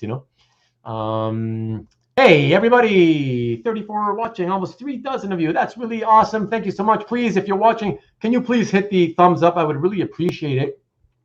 That would be very, very nice of you all. Here, let me put it as a little, haven't done this in a long time. Enjoying the show? Clicking the thumbs up icon would be appreciated. Yeah. Anything else I can put up here real quick? Yeah, no, not really. Oh, here. Look at that. Everybody, there's no new video yet, but there will be in a few days, I'm hoping. HTTP. I can't believe they still, we don't still need to even put that anymore. https://www.youtube.com/@Karen's pages. New video coming soon, everyone. And Nikki B, your promo is coming later, coming soon. Don't worry. Okay. So next on the docket is jumping back to DC for a cover that I sold to my friend Rick Shurgin probably 21 years ago, and he still owns it. So that's also fun to see. Wow. The Justice League. Wow. I get a wow from you, Jason. The Marvel man. Yeah, that's really a cool page. Wow. Cool okay. cover. I don't know. It's whatever's on your mind. I want it to come out. Free flow, baby. Yeah. Because what I love about it, I mean, I just think, like, first of all, Martian Manhunter, and I don't know who the other Martian guy is, but, at the time I thought, oh, Martian Manhunter and his alter ego fighting each other. Oh, so cool, And I've always loved floating head covers, and especially in situations like this where they're actually, the floating heads are reacting to the action that's going on in the center of the image, right? With their expressions. I love that. And it's all original art. They're those are not stats like they are sometimes, I like this a lot. I think for the very reason that you pointed out. I think the way they're all have different expressions to the fight in the middle. It's pretty cool. Yeah, that really makes it great. And I love that Firestorm's there. Love Firestorm. You're welcome, Karen. Oh, sorry about the previous piece. I could be like those collectors you mentioned and go, don't you have any Silvestri Star Trek X-Men? You could be like that. You could. And I wouldn't mind it, man. So I heard she got 5 boxes to unbox for a video. That you heard correctly. I don't know where you heard that, but that's the rumor on the street. Word on the street is that there are 5 boxes to unbox for a video. Absolutely. Martian Manhunter versus the Hulk. It's a DC Marvel crossover.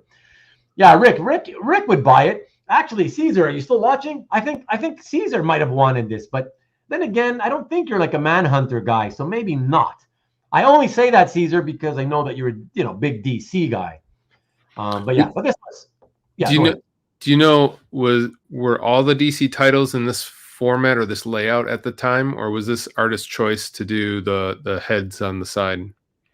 Sorry, what did you say right before? Yeah, so do you know if it was the format of all the DC titles at this time that they had the head layout? Oh no. I mean, that was just kind of like for this issue. They felt like doing that. Yeah. I mean, this whole floating heads thing like that. This is sort of a trope, or it became a trope. But it's a technique that had been going on for at least since the Silver Age, if not earlier. But yeah, no, it wasn't like, oh, every Justice League cover at the time had this kind of a layout. You know what I mean? Right. Yeah. So Chuck Patton just decided to do it this way for this issue. It's a good choice for this. Yeah. Yeah, I thought it was great. And Caesar steps in. Yeah, baby. He says he would have bought it. Of course he would. All right. A man after my own heart. There you go. That's awesome. So he could have 21 boxes. Exactly. 21. That would make 21 unopened boxes of art that he's never going to see. Or maybe he has it and doesn't know it because it's in one of the 20 boxes that he's That's right. That's true. That's true, Caesar. Maybe exactly. Now he's laughing. You see? Maybe I sold that one to you 20 years ago and you just still don't know because you haven't opened it yet. That's awesome. Oh my God, that's so funny.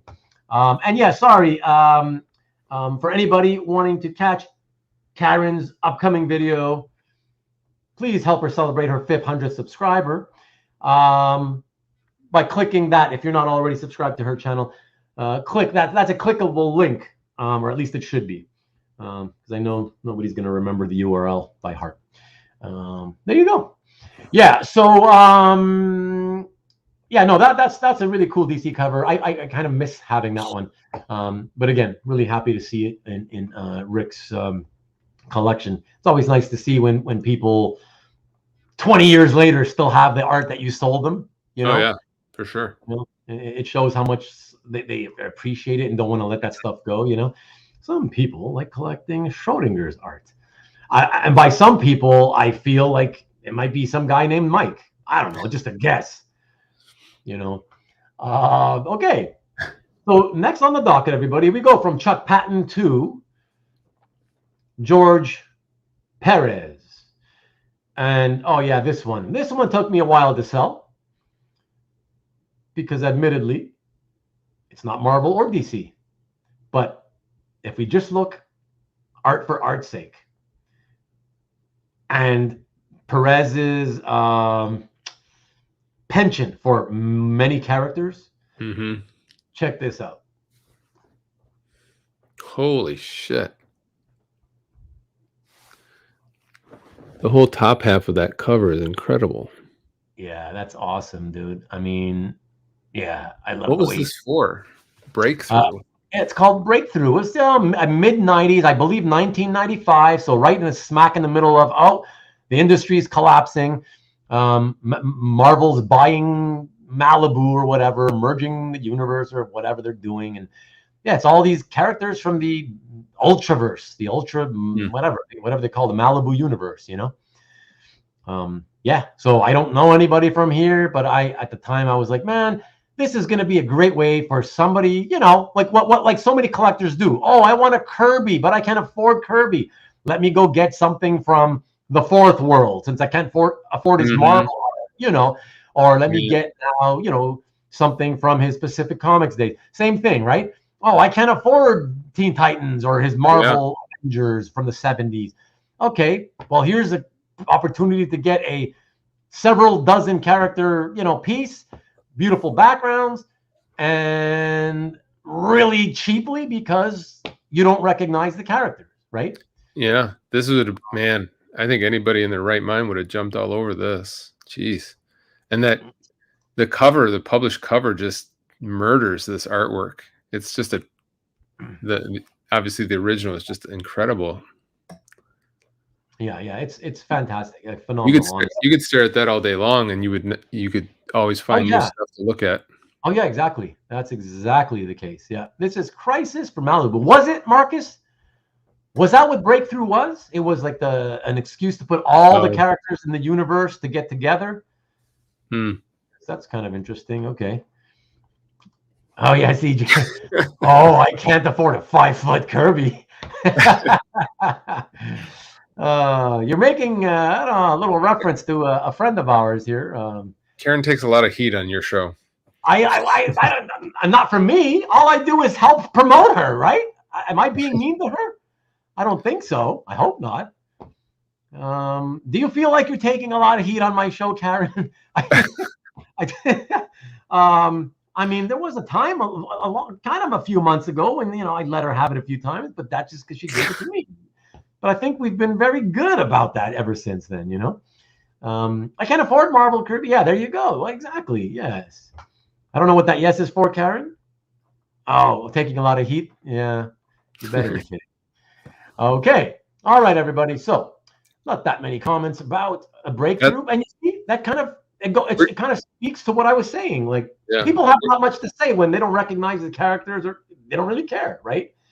Yeah, but like you said, for art's sake, whether you recognize those characters or not, that's an incredible. Oh no, yeah, absolutely. Where did you come across that? At a dealer or a?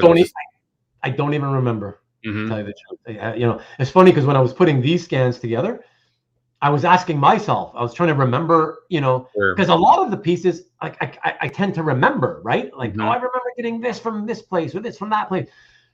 And then I was so shocked at how many pieces tonight. I was like, I have no memory of ever even doing the transaction to get the piece, Yeah. So yeah, don't know. And that happened to a lot of the pieces tonight. So couldn't tell you, man. Couldn't tell you. Yeah. Okay. Ruben will have a Karen's Pages hat next week. Hey, man, I already got this. Karen's Pages. There. Let me not stand up too high because I'm in my boxers. Comics and original art. There you go. You see? All right.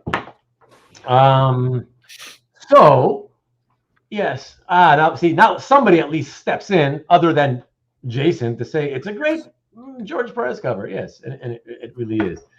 And Nikki B's here. Thank you. Yes, 32. Thank you, everybody. Appreciate that. Please hit the likes a little more if you're watching and can do that. And those of you who watch on Rewind, basically 99.9% of you never bother to hit the like on any video. Please, if you're seeing me say this on Rewind, please just hit that thumbs up. It doesn't take you any time. I'd appreciate it. Thank you. And now up to 33. And now 34. Thanks, Nick. Ruben having the OnlyFans stream for the bottom camera. Yeah, exactly. Exactly. Yes. You can join me all later after the show for the after hours portion of my show and tell. Only $39.95 a month on my other channel called OnlyFans. Yes. Nick, are you feeling better, Nick? Yes, let us know. A different kind of unboxing. Exactly. That's where I whip it out, look at it, and then show it to you all. Like I did, with Lance's gift earlier. God. But for that, you must pay $39.95 a month. And you could cancel at any time. Yes. Okay. So from there, everybody, from George, we'll stay with George. And we will check out this early career George. Not the greatest art, but a fun thing from early in his career. I bought it because I just couldn't. I couldn't resist that last panel. Yeah, the last panel obviously sells the page, but yeah, and Man Wolf, the connection to Spider-Man or whatever. Mm-hmm. Yeah. So I was like, oh, okay, that's pretty cool. Interesting that of all people, like to see who inked them that early on. Fred Kida, who most people only really know as one of the Spider-Man newspaper strip artists who took over after John Romita had finished the strip in the early 80s.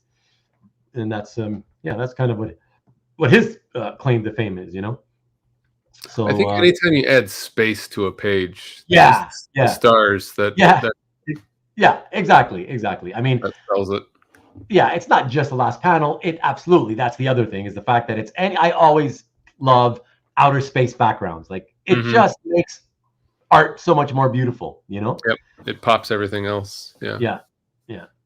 It creates a nice, beautiful contrast, and it looks real. They know, the artists, they really know how to sell it. It really does look.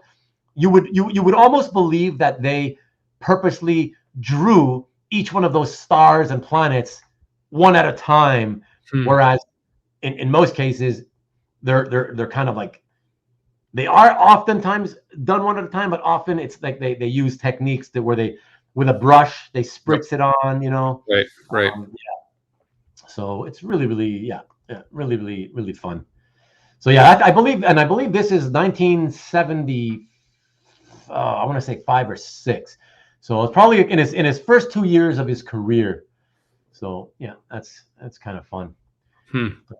So and from there we'll jump back to DC, everybody, for one last George Pérez piece, and that is this one. Pérez Wonder Woman. Wonder Woman, cover to Wonder Woman number 23, pencils and inks by George. And not a bunch of heroes, but still a bunch of random citizens at the bottom, which I think adds to it rather than leaving it empty spaced or whatever. He really did. Her hair is gorgeous. Her hair, I was going to say, he really did her hair incredible. Yeah. So this is really cool just for that. And of course, I didn't sell this one right away because, of course, well, that's not Wonder Woman featured full figured at the front. And look, I get it. I get that it's not. But at the same time, I could say, well, it's not like I priced it like it's a full figured Wonder Woman either. You know what I mean? Right. Like, it's so crazy how things used to be, thanks everybody. Really appreciate it. And thank you, Nikki B. Appreciate it, dude. Thanks so much. And by the way, Nick, just so you know, I did find the link. I'll when I do your promo later, I have the link, but even though you forgot to send me the link, I found it myself, so I'll have that link for later. That's a well-composed layout.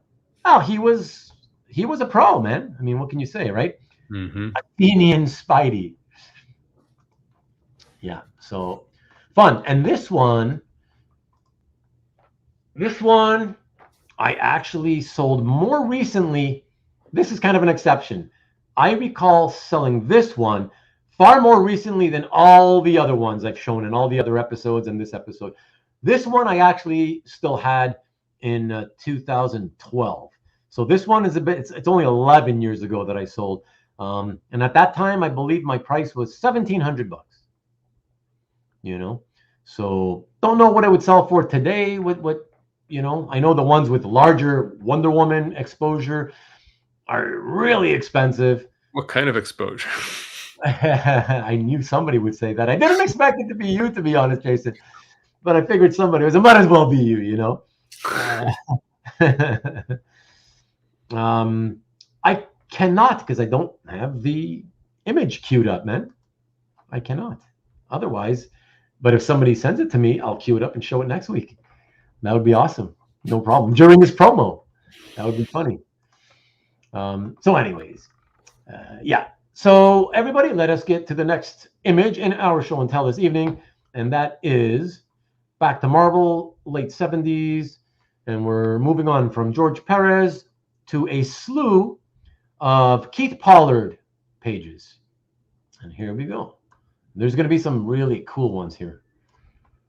Here's a really kick-ass panel page from the Inhumans, number 12, page 31. The last page of the story by Keith Pollard, inked by Bob Wiacek.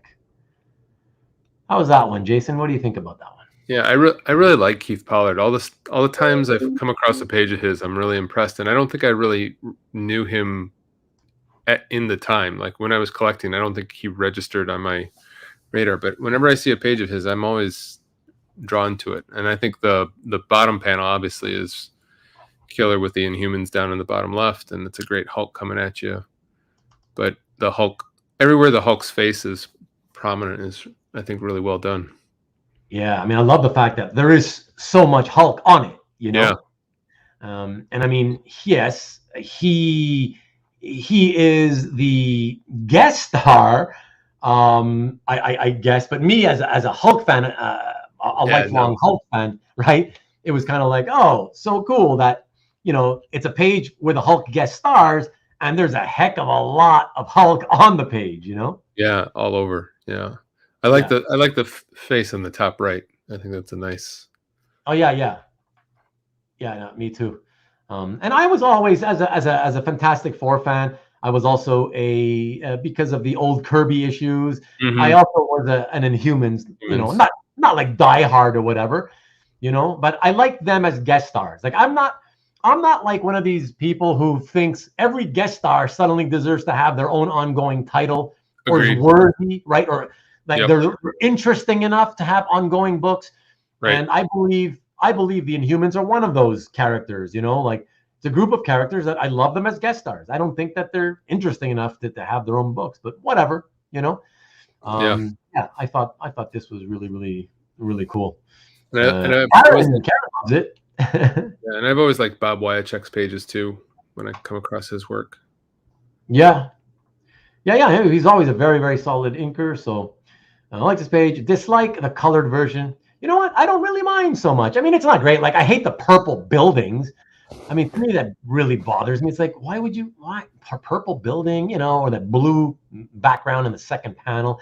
You know, sure, there's always things I hate, whatever. But the Hulk himself, I kind of like the green of the Hulk. But yeah, listen, I think on this channel especially, we all know how most of us feel about coloring in comics, right? Wiacek inked the best Jawas in the OG Star Wars. Nice Hulk too. He did a nice job inking Man-Thing too. Yes, mm-hmm. Yes. And speaking of Man-Thing, we have some of that in a future episode, Rick, by Wiacek. So yeah, there we go. Okay, all right. So this next Pollard piece, I want you guys to know there's an anecdote that goes with it. And this is basically because, so there was a time 22, 23 years ago so this was just when, I guess, right at the time that I think the blue line printing process had been invented. And I had not discovered it yet. So I was not aware of this. And so I got my hands on some unpublished penciled covers from back in the late 70s. And I didn't think they were that exciting. And so I was very tempted. I was like, man, should I alter this? Should I get an inker to perhaps ink this? And I was torn. Even back then, I was torn because I didn't know if that was the right or wrong thing to do. But long story short is, in those days, I felt I was swayed towards doing it because of the fact that I felt, well, they're unpublished anyways. And I felt, you know, no comic book reader is ever going to see the cover. They never saw it because it went unpublished. Nobody's ever going to see the unpublished pencils because it's never going to get published. So I was kind of swayed by that. And I thought, okay, and I'll make an effort. I'll get an inker who was already inking back in the same time frame as these covers were drawn. And I chose Bob McLeod because he was an excellent inker and was even better, had improved a lot. Yes, maybe that's the wrong thing now. I wouldn't do it today. I admit I would not do it this today. Because even though he is better now than he ever was back in the 70s, that's the problem, is that the inking is of the 2000 era style Bob McLeod. So it doesn't look as vintage, I guess you can say, right? Mm-hmm. Yeah. So long story short, I've got, I think, only one tonight to show, and that's coming up now. I've got one or two others that I did that too in the past, and that I guess those I'll show those in the future episodes. But let's take a look at this one, shall we? And yeah, feel free to let me know what you think about this, Jason. Pencils on the left, then? Yeah, exactly. That's what they used to look like. And then I sent them to Bob, and I hired him to, just, I said, finish them as if, this was about to be published. And so he inked on the original pencils. You happen to have a scan of the pencils, and then you had after. Yeah, exactly. Like I said, that's why I made it a point to say this was around 23 years ago. I hadn't heard or discovered or even heard of the blue line process yet, so that wasn't even an option. Right. It was just my thing was, it's kind of a cool oddity to have these pencils, right? These simple, tight finished pencils by Pollard, but also kind of boring. And I thought, wow, it could use some jazzing up with some inks, right? And no, I think you're right. I think it definitely makes Cap stand out more. It really makes the plane look crisper and in the foreground. So I think it definitely enhances it. I think as a purist, it would be nice to say, okay, I have the pencils on this page on this board, and I have the inks on that board. If you knew that they originals had never been inked, but Yeah. No, if I knew that option had existed, I think I either would not have done it at all because I would have been torn between both processes, or I would have done the blue line thing just to see how it came out. Because my interest in this, for wanting to see it inked, it was simply artistic. That was that was all I cared about. I was just like, you know what, this thing is, oh man, I if I could get somebody like Bob, who again was a penciler and an inker back when this was penciled. If I could get him to do it, I'm like, God, I think this would look fantastic. I just want to see what it would look like, because I think on the pencils, I think the way the wings are done on the plane, it's just kind of muddy, and then Cap is very light there, so I think you kind of lose him a little bit. Whereas the inks just obviously brings that all out. Yeah, no, I agree. And it's funny because I've been aware of Lightbox since I was a kid, and honestly, Jeff, I gotta say, it's been so long now that I have to assume that also was an option that I thought of. I have to assume because I absolutely have been aware of lightboxing since I was a little kid. I just don't have the clear memory of thinking of that as the option. I don't know why. I couldn't tell you. So yeah, all I can tell you is what I remember from that time period, Tough question. I have to ask my brother. Yeah, did they defer to my brother? Yeah, exactly. The ink shadows on the wings pops Cap out more, and the clouds add a lot also. Oh, absolutely. And if you look at the clouds, what I really love about it is the clouds actually, they're so wispy. The line art on the clouds, they're so wispy. To me, it reminded me immediately of Mike Colletta. I was like, wow, did he get Mike Colletta to step in and do the clouds? Yeah, that's what it made me think of. So yeah, I thought really cool. Ultimately, whatever, like I said, I that was the choice I made back then. And you'll color it for $50 if we find the current owner. Sounds good, man. Sounds good. The inks are awesome. Really makes the propeller more well-defined. Love the clouds, and Cap looks great. Thanks, Karen. Yeah, no, it's art. If we're just speaking artistically, if we're not going to talk anymore about, the right or wrongness of, doing this and getting it inked after the fact. Yeah, if it's just artistically speaking, it's absolutely a much improved cover, and kudos to Pollard because it's still beautiful, nice, tight, right? Nice, tight. Yeah, no, for sure. Yeah. Pencils, everything you need is there, right? And all you needed was an experienced inker to just jazz it up in the right places, right? With the spotting the blacks in the right places. Yep. Right. And that's it. Adding a little bit at the top with the clouds. And yeah, there you go. Bam. I should say, for all your information, if you're interested, those of you who are interested, that piece I saw sell, I think, earlier this year at auction, one of the auctions. I believe it sold for $5,500. Was it declared as an unpublished cover? I don't remember. Oh no, unpublished. Yes. Mm-hmm. I don't know that I even read the description to see if they knew that it had been inked around 2000 or not. Oh. Mm-hmm. When I sold it, I certainly told in my description on my website. Yeah, I was like, yeah, whatever. So 1978 or whatever, Pollard pencils. And then Bob McLeod came in, whatever, a couple of years ago in 2000 and did that, But again, right, that's why I would never do that today. Because I know that even though I'm honest, I know somebody else in the provenance scheme of things down the road is not going to be honest, right? So there you go. So I hope all I can say is I hope the owner, the person who won that for $5,500, I would hope they at least suspect that the inks were done later, but I don't know.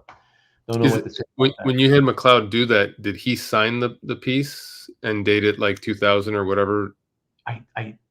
I think he signed it. I don't even remember. I couldn't really see it on the little scan. I'd have to pull out my. Sorry, I don't remember. Yeah, but I can tell you, I did not say, "Hey Bob, please put on the back that you inked this in 2000," or I didn't even think of that. I was just whatever. Just sign it, ink it, sign it, whatever. Again, I was naive at the time too, thinking. I wasn't thinking down the road, like what happens down the road, right? Yeah. That didn't occur to me. I was just thinking in the moment. I want to see this thing for my own purposes, artistic purpose. I just want to see what it looks like with a good inking job on it. And in my head, I was just like, I'm going to be honest when I sell it, so I'm good. Everything's going to be fine, right? Because I'm going to tell the truth, right? I just wasn't even thinking about beyond what happens after somebody else buys it from me, unfortunately. So Bob did a great job. Absolutely. Had a few pencil sketches early on that I had inkers ink over the originals that I wouldn't do that. Yeah, exactly, Rich. Exactly. You live and learn, right?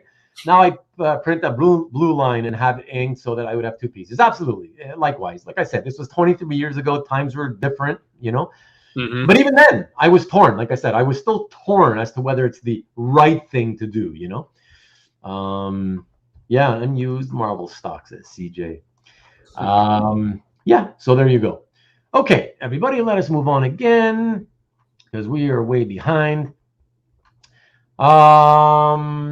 And from there, we're going to go. We stick with Keith Pollard for another cool cover. This one's published. Let me know if you like this one, Jason. Tell me what you think about this. Oh, how could you not? How could you not? That's great. Yeah. And this is just like the Justice League 230 cover. This is also still after 20 some odd years in the collection of my friend Rick Shurgin. So that was also fun to see, Yeah, that's great. And for anybody who cares about such things, I don't personally. I believe that that woman is Peggy Carter. Peggy was the mother, and then Sharon was the daughter. Do I have that correct? Because I always confuse them. I think Peggy was the mother, and Sharon Carter was the daughter. Anybody? Anyways, I think you're right. Yeah. So I think that's the mother. I think that's Peggy Carter. Anyways, if it is, I believe that's the first time on a cover. So fun for just the historians among us. Though I'm sure today, if anybody could get their hands, get this off of Rick's hands, I'm sure they'd be like, oh yeah, man, twice the price. It's a first cover appearance, Sharon or whatever, Peggy Carter. I don't even know if you need the background. The Cap figure is just so dominant, and obviously whatever's happened to Peggy is compelling. So that's just where your eye focuses. You don't really even pick up the background as much. I agree. Thank you, Rick, and thank you, Nick. Yes, and thank you, Jeff. Yeah, absolutely. Yeah, doozy cover. And Marcus says, Mother Birther. Yeah, very, very cool. Very happy to, again, have seen this again for the first time. Mm-hmm. Okay, so let us not belabor the point before I hit the next one. We're going to start speeding it up. I'm going to have to. I don't know. It's hard though. So many pieces. So much to talk about. But yes. But before we do that, because it's funny because I gave Nikki B, if you're still there, I did this whole long promo for you, posted your picture, the thumbnail. I think I put up the URL, but I think I forgot to put the URL into the chat. So many things to do, and it's as the only guy having to do everything. I think sometimes some stuff slips my mind. So with that being said, everybody, please tune in every Friday at 7 p.m. Eastern, 4 o'clock Pacific to the Original Art Experience, Nikki B's sales show / talk show. You're very welcome, Nick. And here, this time I'm not forgetting. Here you go. And well, Nick, only because actually the last couple of weeks, other than this Friday, I did watch the show the same night. This time I haven't seen your perm only because I have not had time to catch it on rewind just yet. Okay, so that's the only reason. Oh, come on, Marcus, man, come on. I don't have a perm. What are you talking about? But yes, everybody. By the way, Nick, anything special? If there's anything special happening on this coming week's episode, let us all know, please. But yeah, everybody, every week, some fun art to sell and potentially buy, often at very affordable prices. So please make sure you do tune in. Now, what else was there that I wanted to promo? Give me a second here, everybody. Because I know that Nick is still here. Actually, Nick, can you tell me if can you? Oh, okay, Nick. Yes, there we go. So Nick's Funhouse of Art and Madness, CJ. Yes, indeed. And Nick says 5 pieces of art at $50 or less coming this Friday. Wow. So great stuff for especially for entry-level type collectors to get their feet wet, which is the whole point of the existence of Nick's channel, and he'll tell you that himself. So I'm not going to put that Marcus's comment because he's going to confuse people, and I don't want to confuse people or get them too excited. But I did want to say that that Nick deserves all the praise in the world, and just to celebrate how well his channel has been doing. And I don't know where are you in terms of subscribers, Nick? I know you hit 1,500 or something. I don't know. You're well over 1,000 now. And in honor of that, and in honor of all the different special kind of things you've been doing lately on the show, offering your expensive pieces of art at $1 with no reserve. Stuff like that. Holy crap! Are you seriously at 2,200? Really? Wow! Holy shit! Congratulations! Good for you, bro. Wow. Okay, listen. Hey, that deserves a celebration. Everybody, give our friend here a hand, and to celebrate. Oh. We'll show Nick here, the young Nick, the Italian stallion, hitting the clubs with his 2 best friends. Look at that. Look at that.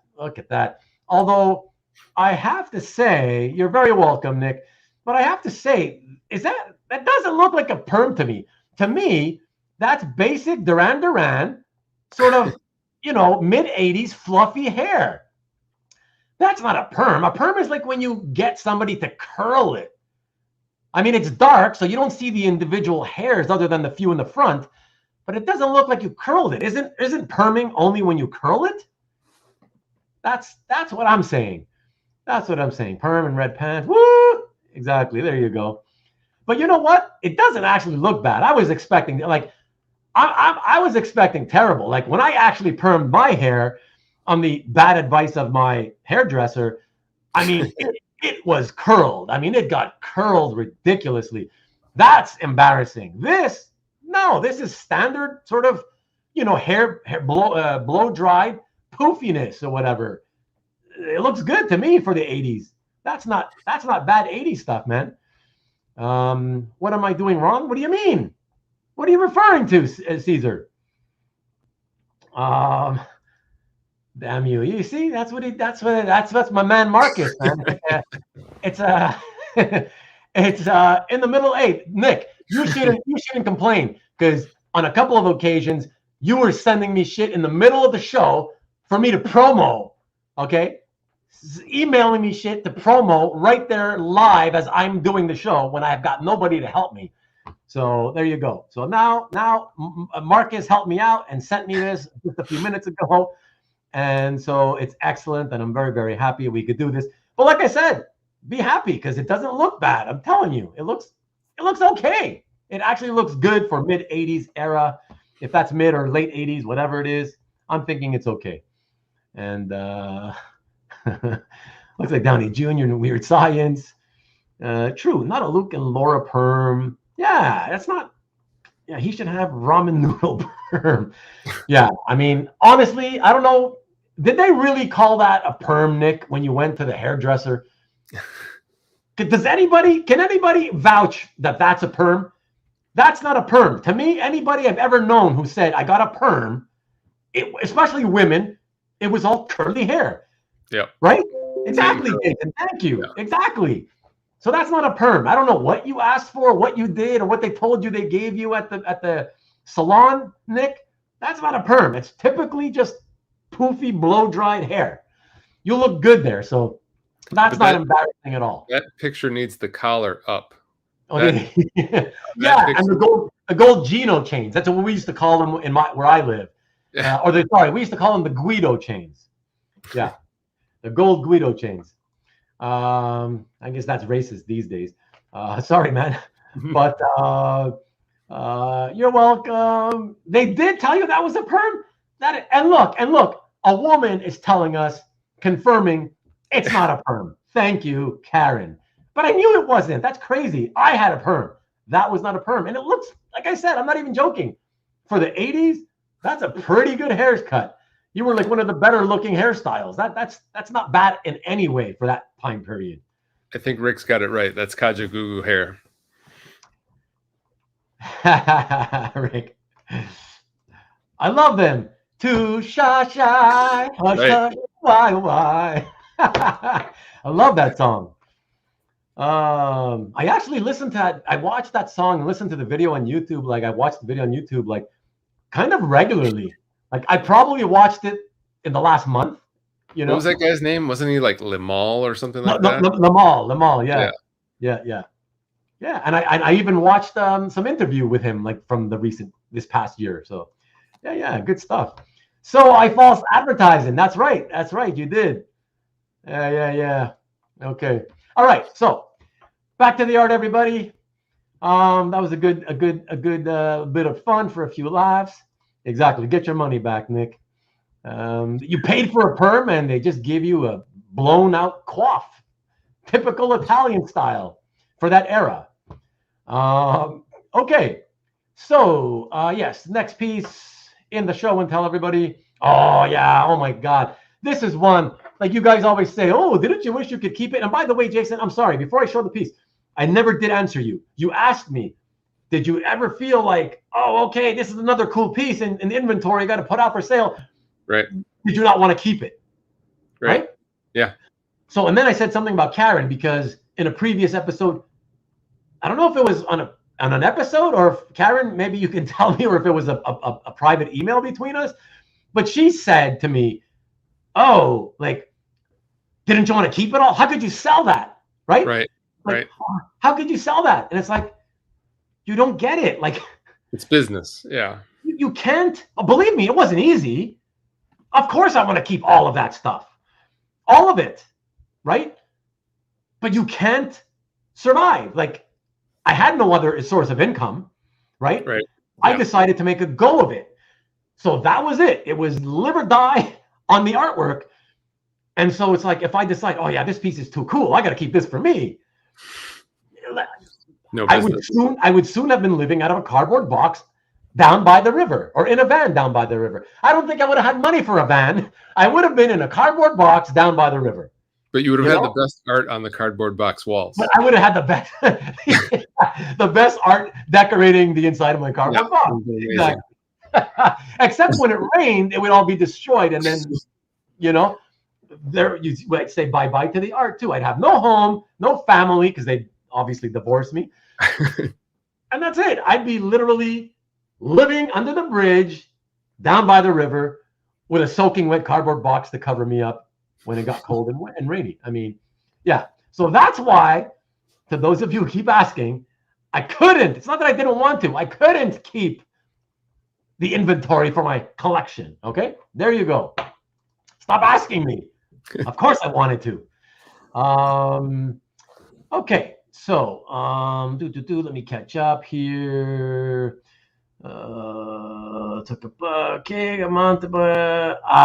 Yeah, Nick, exactly. I know. Imagine.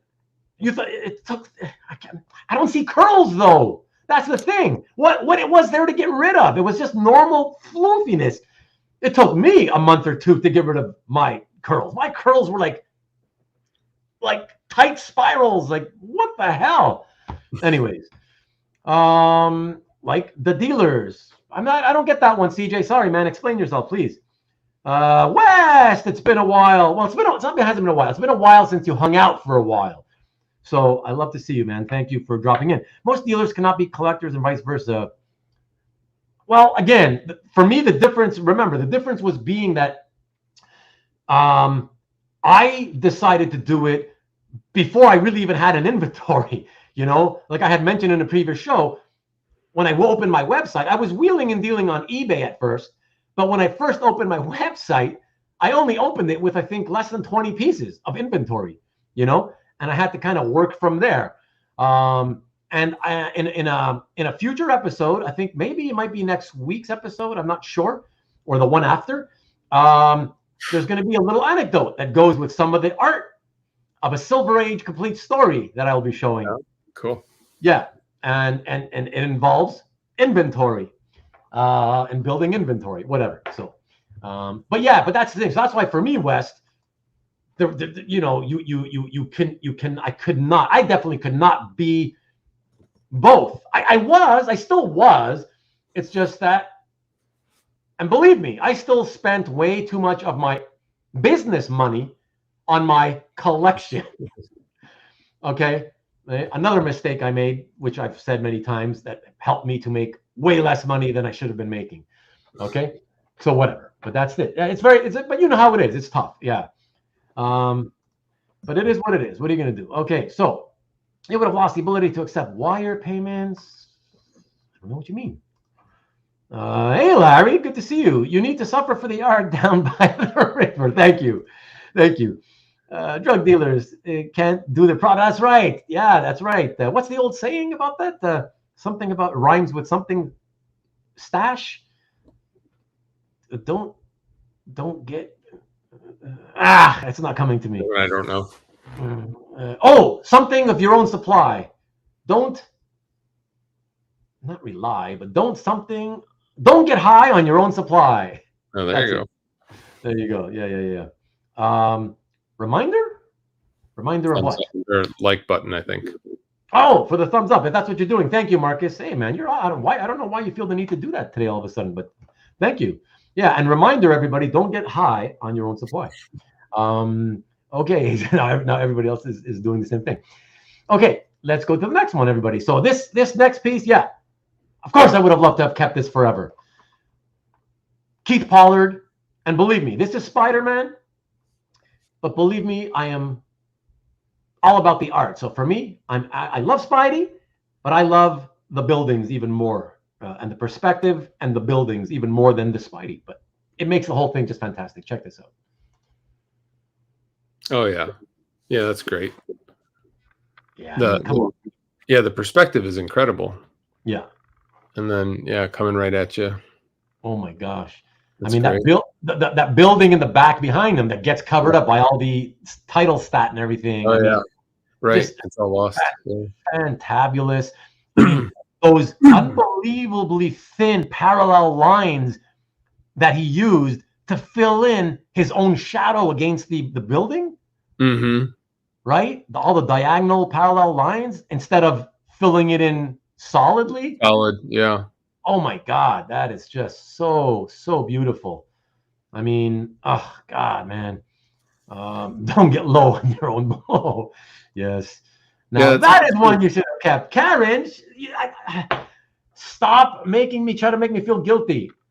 Oh, okay. Yeah. Kidding. Thank you.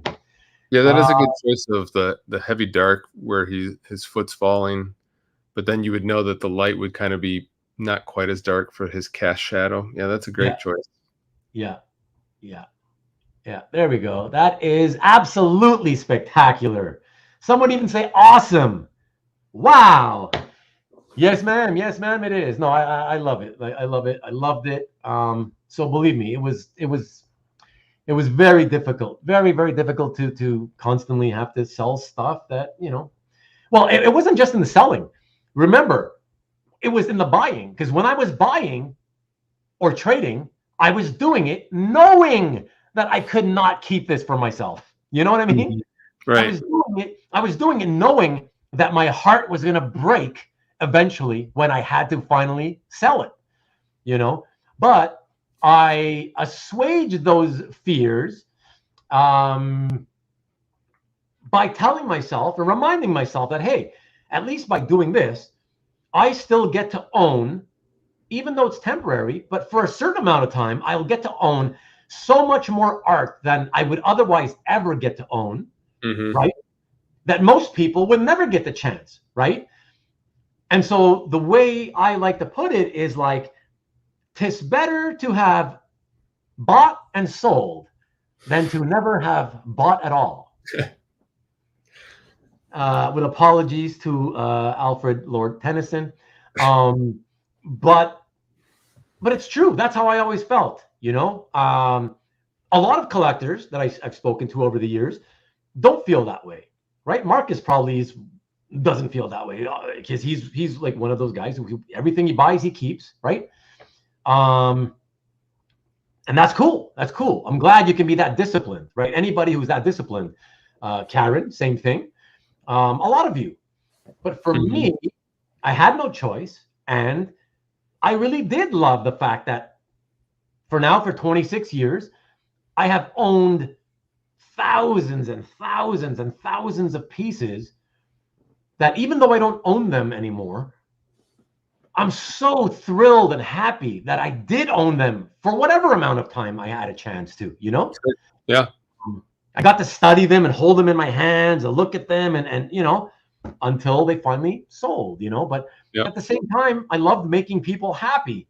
So it was always such a thrill when somebody would buy something off me and I get to pack it up and have a little conversation with them and get to see how happy they are picking that piece up for their collection or whatever. Yeah, man. So for sure, doing something with your life that you really love was its own reward. You were just a foster parent for the art. Exactly. Yeah. Exactly.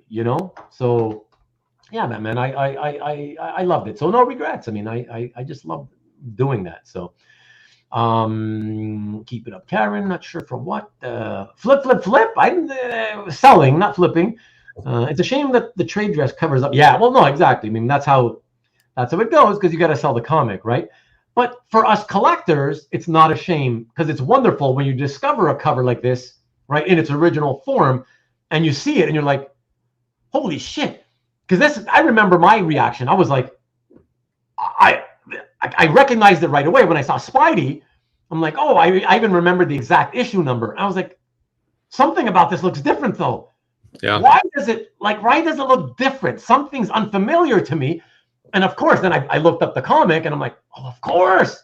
Because I never got to see the building because it's all covered up, right? Well, I also think they must have photostated it and magnified it. And then they covered it up on top of that. So you really lose a ton of the original art. Absolutely. Yeah. Rick says that you got to put your fingerprints on them. Exactly. My DNA is all over the place. As far as I know, still only one child. As far as I know, Marcus is a tycoon. Yeah, but I don't make a living at it. No, right, but you get the pleasure of being able to have kept everything you ever bought. So that's awesome, you know. Oh God, don't ask me that now. I would need hours to try to think about it, Karen. Thousands and thousands of pieces I've gone through. I can't even remember them all. Like, it's just, I'd have to go. I have tens of thousands of scans in my computer, and I'd have to look through them all just to see, oh, that used to be mine, that used to be mine, that used to be mine, you know.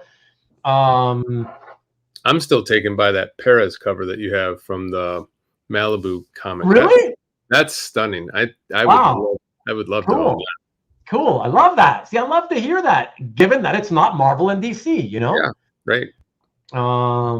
But Karen, maybe one day I might figure that out, and I'll tell you, you know? Maybe that's an idea for a show. Favorite piece that you've ever sold. Yeah, but that would be kind of like a round table thing. Maybe I need a bunch of guests to come on and do that.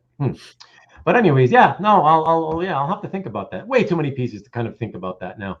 I can tell you though, there's a good chance, Karen, that whatever that piece may be, there's a good chance that piece would be in this tiny, tiny fraction of all the inventory I ever had, that I'm showing over the course of these, 8 episodes of Back to the Past, you know? Because all these episodes only are totaling probably like not even 300 total pieces. So, but I believe that there's some killer pieces, and maybe the piece might be in there, especially at the beginning of next week's episode, or at the end of this one. Yeah. I recently got a copy of Michael Golden Artist Edition, and it was painful seeing around 10 originals in the book that I had to sell over the years. Wow, that is painful. But you understand my pain, man. Contractors build beautiful homes they don't get to live in. Yeah, exactly. Yeah, let's do a show on it. Yeah, I don't know if it really works as a show. I just put it out there because I'm always looking for ideas, trying to think of different things to do. But you know, yeah, you never know. Exactly, Marcus. Exactly. But I'm not saying yes. I'm just saying it could be. It's certainly, you know, top 10, top 5, whatever. I don't know. But okay, let us go to the next piece, everybody. And it will be interesting if you found a piece that you used to have that you really liked, and then if you could have all the people who have maybe owned it, if it's traded hands. Oh, yeah. We could all talk about what makes it unique. Yeah, actually, I think the last piece in tonight's show, I just realized as I was trying to see if it was in anybody's collection, and shockingly, it is.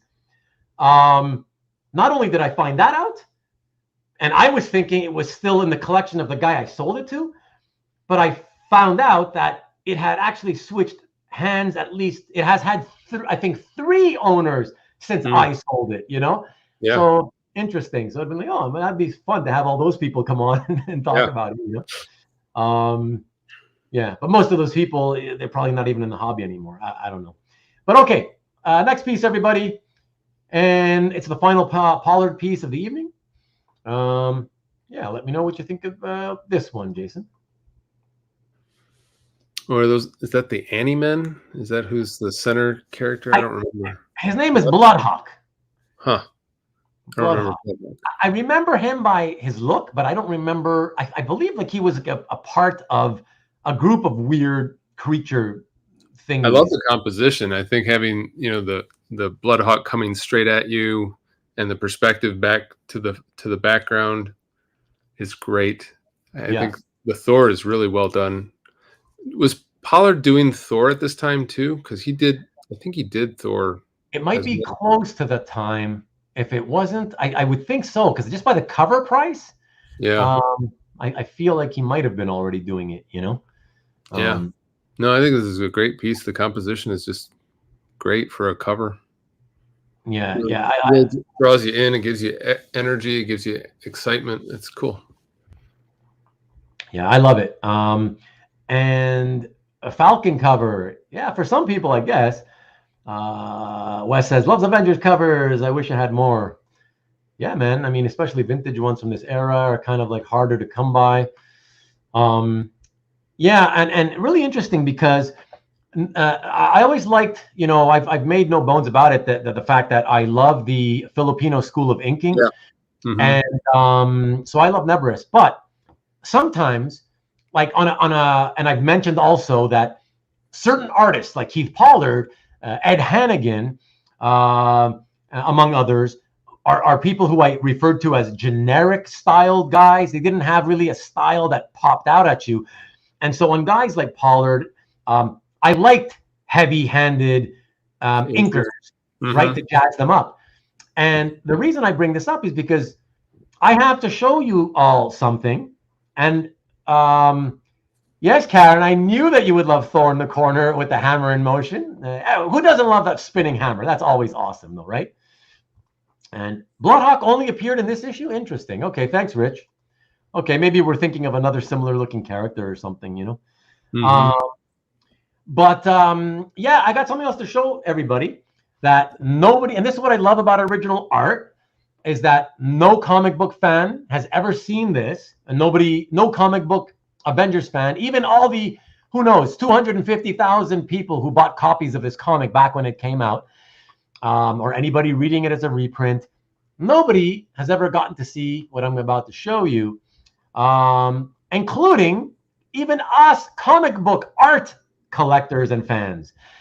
And take a look at this. You're going to get to see what the Keith Pollard pencils looked like before Rudy Nebres got his hands on this piece. So check this out. Oh, and the other cool thing is that it comes attached with a copy of Keith Pollard's voucher for drawing the cover with the $45 price tag. Check it out. Huh. Where'd you find that? It actually came with the cover when I bought it. Oh, wow. Yeah, when I did the deal to get the cover, yeah, the photocopy, it came with the photocopy of the pencils that had the photocopy of the $45 voucher attached to it. You know, you're right. You're right. Nebres's inking really helps those pencils. It really jazzes it up. Although, what's really interesting to me, and what I want to make a point of specifically, everybody, if you can just take a look at the pencil version, focus in on Thor's face. If you're a John Buscema fan, you might be finding yourself thinking, it almost looks like a John Buscema mouth, a John Buscema looking facial expression. And look at just how much suddenly an inker can change it, and not necessarily for the best. In this case, I actually prefer the Pollard Thor face. I mean, he elongated Thor's nose, sharpened it. It's more pointy. So I actually do prefer the original Pollard version, but that's just a small quibble. Other than that, I really do love how Nebres jazzed it up, you know? Yeah. I mean, he helped the wings, and he really sets off the legs on the Bloodhawk, and he brings so much detail to Yellow Jacket. So yeah. CJ, I think that's what Jason, what you were talking about, one of those misfits in Daredevil 10. I'd have to look at the cover, but yeah. When you said unmen, I was like, I don't know if that's what they're called, but I think I know who you're talking about. There's there's like this weird character looking guy that it reminded me of that was like from the Daredevil comics. So I think that's who we're confusing it with, you know? Yep. So yeah, nobody puts Thor in a corner. That should be in the OnlyFans. I should be showing this, huh? Yeah, well, sign right up right now, $39.95 per month. I'll whip it out and then I'll show it to you. Wow, Rudy added a lot to the finished piece. Yeah, absolutely, man. The whole page has a JB look now that you mention it. Yeah. And you should get McLeod to ink it. Yeah, thanks. Thanks for the advice, Marcus. Appreciate it, man. If I was paid only $45 for the pencils, I wouldn't have filled in the blocks either. Well, late 70s, though, Rich, late 70s, you know, it was pretty standard at the time. So, yeah, so there we go. Okay. Way behind. So let me blow through a couple of DC pieces. Sorry, DC fans. Sorry, Caesar, if you're still around. So we got JLA 36 cover. Bought it only because at the time, and I've mentioned this on previous episodes, Howard Porter, because of this JLA series in particular, super hot at the time. The hottest artist going. The series was super hot, super popular. So it wasn't a great cover in terms of cover content, because of the characters. There are no JLA characters. Yeah. But I thought, okay, well, whatever. At least just to have something from a super popular artist, super popular title. So figured I'd pick it up for inventory. This one did not make me hurt when I had to get rid of it. So just in case anybody was wondering. From there, let me go directly to 2 issues later, issue 38, Howard Porter and John Dell, JLA also. But a really kick-ass Batman double page splash. That's cool. Yeah, that's pretty awesome, right? Yeah, that's great. Yeah. Love. And I remember. Say again? It's a Kirby-esque punch. Yeah, just how large, How large it is coming at you. Yeah, exactly. I remember he doesn't own it anymore. I don't know who owns it, so that's why I'm not going to say his name. But I remember when I sold it to the guy, he was so happy. The buyer was like, "Oh yeah, oh my God, this I can't afford like a Dark Knight type piece, So this for me, this will be my Dark Knight-ish type piece, Mm-hmm. He was thrilled, and he kept it for many, many, many years before he finally sold it off not that long ago. So, there's great detail in Batman's face too. I like that. Oh yeah. No, it's absolutely gorgeous. Yeah. Thanks. Oh, Annieman, DD villains. Yeah, thank you. Thanks, Rich. Yeah, Marcus. Yeah, you remember. It was a really hot book. I never read it. I should probably read it one day if I ever get time, because just to find out why it was so popular, especially now that it's been so many years since it's, the hype has been, died down. Super cool Batman. It is indeed.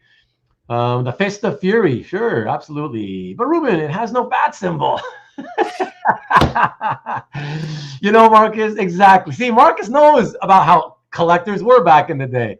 I can say, though, unequivocally, that did not happen on this piece. The buyer bought it pretty quickly. He was so thrilled with it. But yeah, typically that would happen. That is the kind of thing that would happen. Well, you don't see the symbol. Oh my God, whatever. Yeah, it'll put hair on your chest, though. Exactly. Nice one, Rick. All right. So, and yeah, how could I forget to do this? Wow. For those of you who like to see the published version with early era computer coloring, which is absolutely horrid, particularly on that guy he's punching. It's like, what is that? Ugh, so horrid. But whatever. All right. Let us move on to the next piece, everybody. An unpublished piece by a brilliant man that I think I've always referred to this guy as much like Kent Williams. He's a fine artist who loves the comic book medium, but just doesn't like the superhero genre. And so that's why still, occasionally would do projects in the medium, but not ever on a regular basis. And that is George Pratt. And for that, we go to this. Oh, that's awesome. And I put unpublished cover. I don't actually know for a fact that it is an unpublished cover. I just wanted to mention it because it's on it's on cover stock, on older cover stock. And so it could be, it could have been something he might have had the stock lying around, possibly, and he might have just done it for fun, for his own amusement. It could have been a commission he did for someone.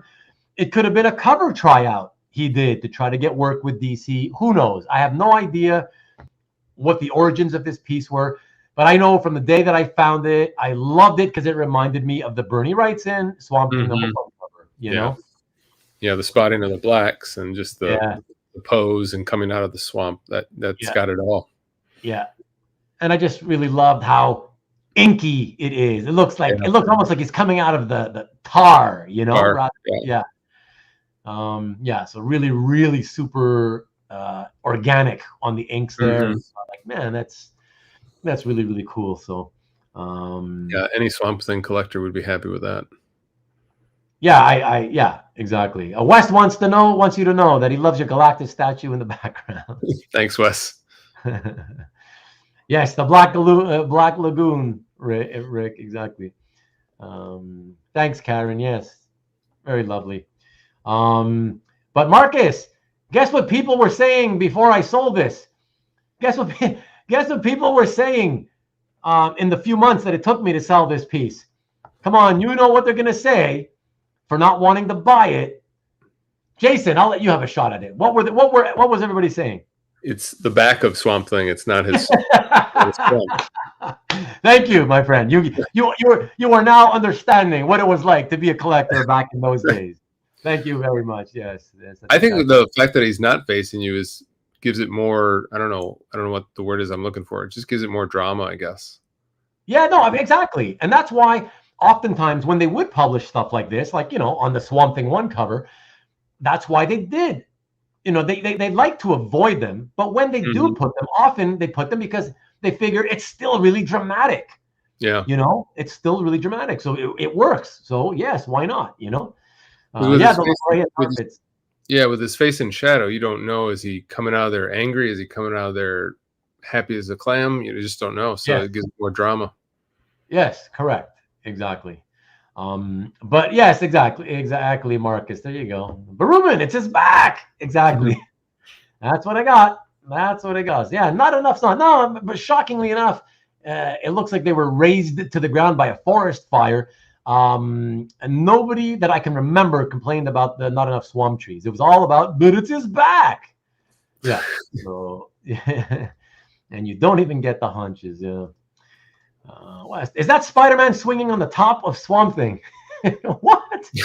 I think it's almost like you're looking at a Rorschach test there, isn't it, West? Yeah. You're looking at the Rorschach test, and I think you're there's the ink blot and Spidey swinging away. Exactly. It is kind of a weird choice, though. Like, why that one little vine? Yeah, I don't know. Well, it's for balance, because by putting it there, you kind of have what they call like the X composition, which is your eye first will go from that vine diagonally down towards the bottom right, hitting 3 elements. First the vine, then Swamp Thing in the middle, and then down to that other, stick, branch, tree thing, whatever you have there. Okay, and then from the bottom left, your eye is led upwards, up to his back, up over his head, towards that top right corner. You understand? Yeah. So it's balancing out the composition. That's all it basically is, Got it. So there you go. Yeah.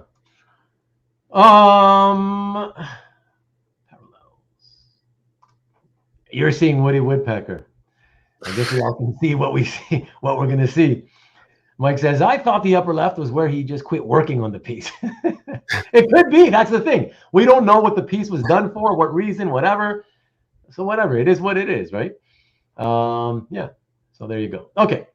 So next piece, everybody. We'll do this one quickly. In the collection, again, of my friend Mickey and Amantadu. Man, Mickey, you're not here for a couple of weeks. Now I'm showing all your art. Arak, Son of Thunder.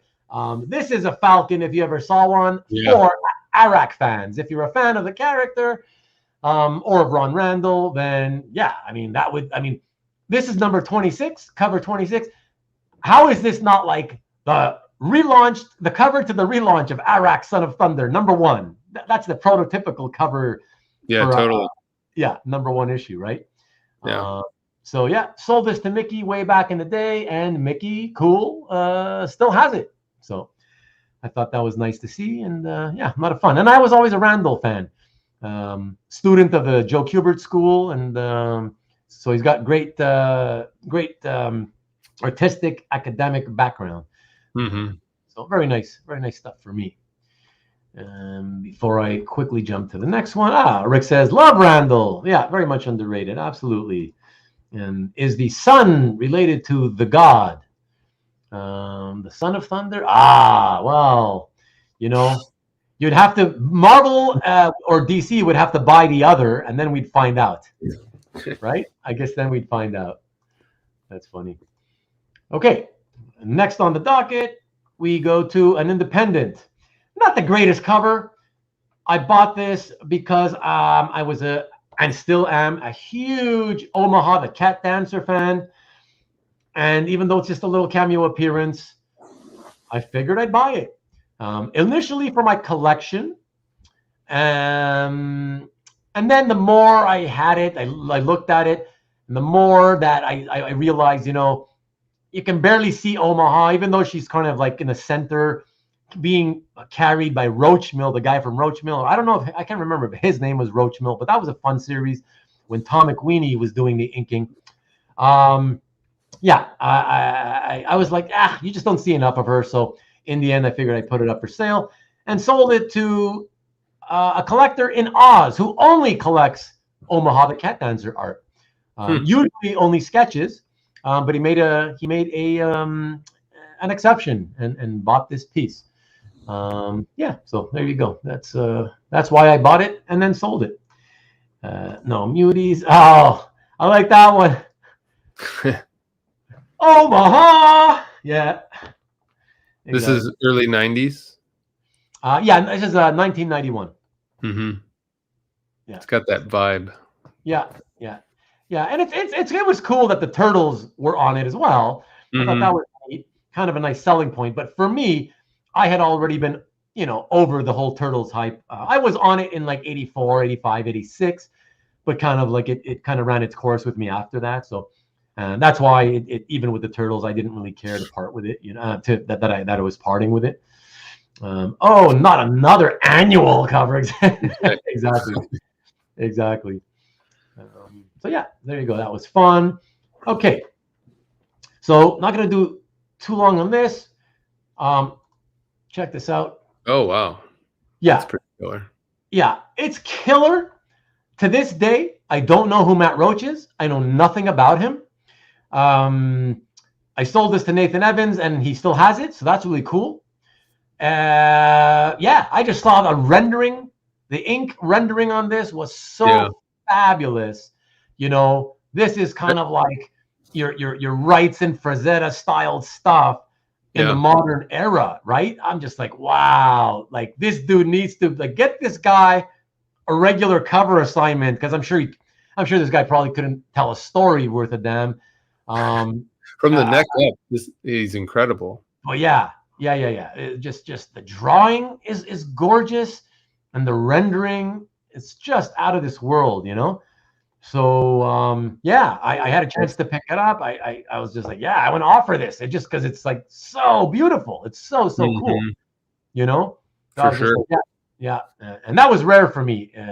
Even all throughout the time that I was dealing full time, I usually try to stay away from like pinups, like commissions, sketches. I made exceptions from time to time, but I tried to stay away. Quick question, quick one-on-one question. What's the difference between it? What sets it off, a pinup versus an illustration?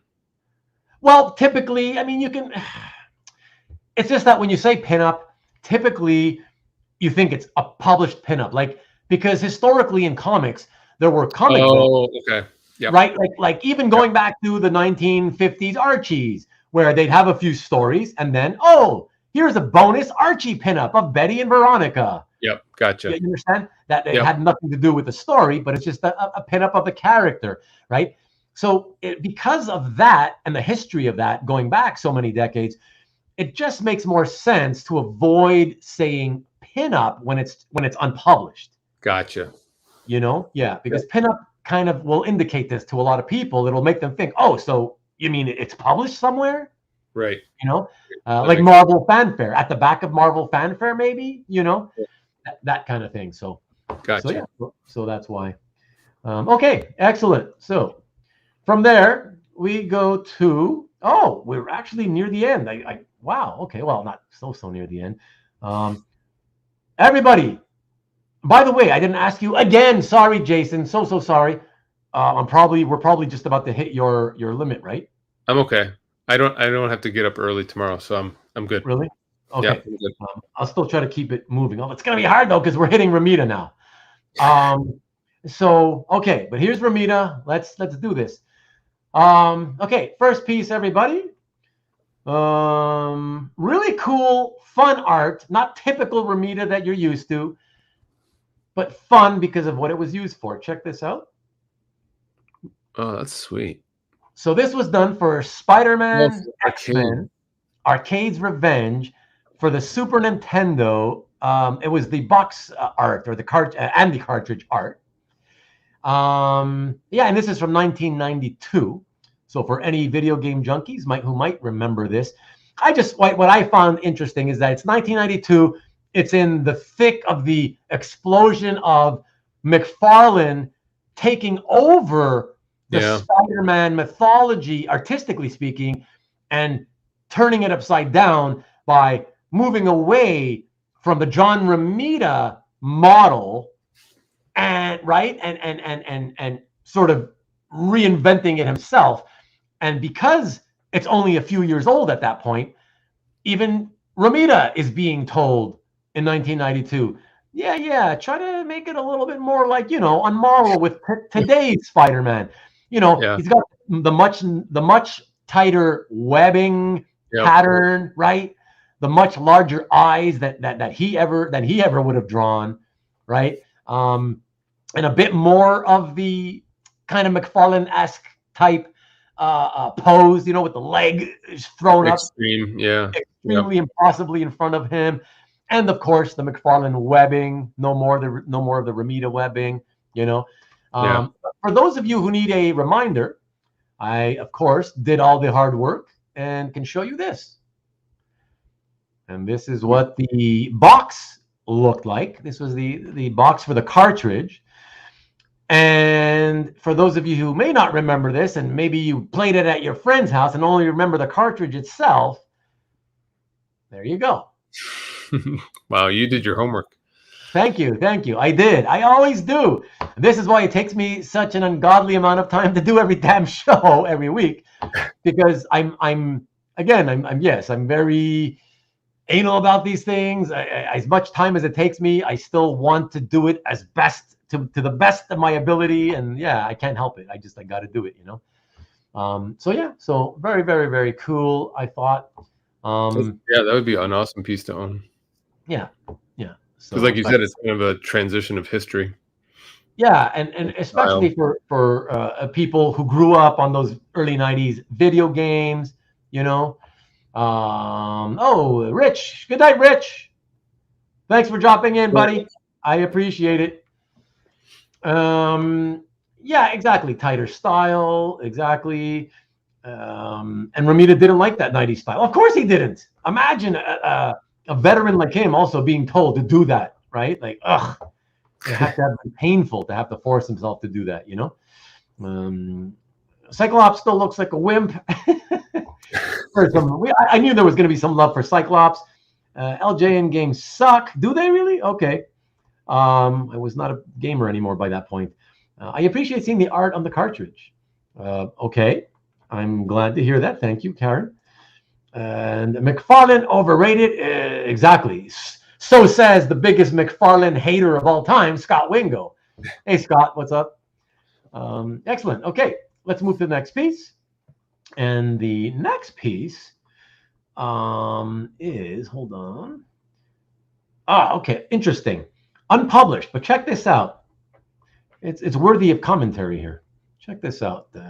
Jason. Where's that from if it's on? Okay, so in the early 80s, Marvel was licensing out, like there was these companies that would say, hey, I'll pay you X amount of money. Can you produce a full comic book for us so that we can sort of give out here and there, everywhere, whatever. And so this one was done for AIM toothpaste. Right? So whoever owned AIM toothpaste at the time, I'm sure it was some conglomerate. And so it was a Spidey Green Goblin story, and done actually by this. See, this ended up being, so this was the first page of the story, but it's unpublished, and you can see the changes they made. Right, you can see all the changes, and in the end, it actually ended up being Alex Saviuk early in his career, very early in his career, Alex Saviuk doing Spider-Man. He ended up doing the actual published comic. I can only surmise that Romita found himself as art director. You know, he was probably doing covers here and there, whatever. He probably realized, you know what, I'm not going to have time. I'm not going to have time to do this. I've never seen any other pages penciled by him, so I think that was probably it. And so they just tapped Alex Saviuk, and they probably figured, well, Saviuk's going to do it. He might as well just redo the page himself. But here's the interesting thing that I like about this is that here's a great example of why I always say, collect the art for the art's sake. Don't get so caught up in collecting for the artist's name, because here's an example where, as beautiful as those unpublished pencils look by Romita, if you look over to the published page, okay, especially that first panel, that Spidey figure, as well as the camera angle, okay, the perspective, far and away blow away Romita's version, which was just boring, right? It's just like eye level, right? The camera's right there at eye level, looking straight at him, right? It's just boring. There's no dynamism at all about it. You know, the camera or his pose. Yeah, he's just kind of sitting in space, whereas the other one, you can tell he's falling towards the building. There's more action. Yeah, absolutely. So there you go. So yeah, that's something to learn. That you know, Saviuk. You know, there are times when the smaller name guys can still draw better the bigger name guys. You know. Sure. So there you go. All right, excellent. From there, we move to another example of a piece that Romita probably hated having to do. This is in the collection of our friend Comic Art Boston. I sold it to him many, many years ago. And it is for Spider-Man Universe #1. And this is from the year 2000. So it's already 23 years ago. A few changes are made, as you can see, on his left hand. They had to be changed. And the webbing on the right arm. Other than that, that is the cover. But yeah, it's just so freaky to see the tight webbing, the giant eyes. You know? And then even with the cross hatching, look at the cross hatching on the leg.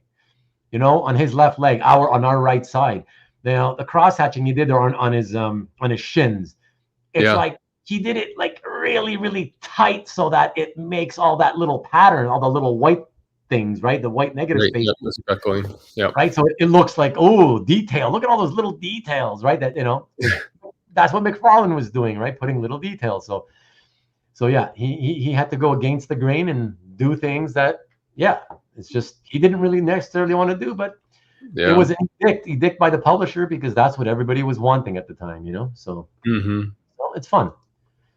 Okay, excellent. From there, we go to a published piece, but published in the book some of you may have heard of, called 5 Fabulous Decades of Marvel or something like that. Here, actually, I wrote it down. Here, let's check this out. Yeah, 5 Fabulous Decades of the World's Greatest Comics. And that's what it looks like published. And here is the original art. So this was a chapter splash, of course, for chapter 7, going across both pages of a hardcover book. And yeah, there's the artwork. That's a great thing. Yeah, it's pretty wild, right? And it's like, I just love it. So wide and huge. And yeah, that evokes everything you want out of a Thing piece. Yeah. I mean, if you love the Thing and if you love Romita, like, wow, why not? You know, that's a great piece to get. So yeah, very, very, very, very nice. And it's almost like, you know, whether it's published or not, you know, it's not in a comic book per se. Well, it's in a book about comics.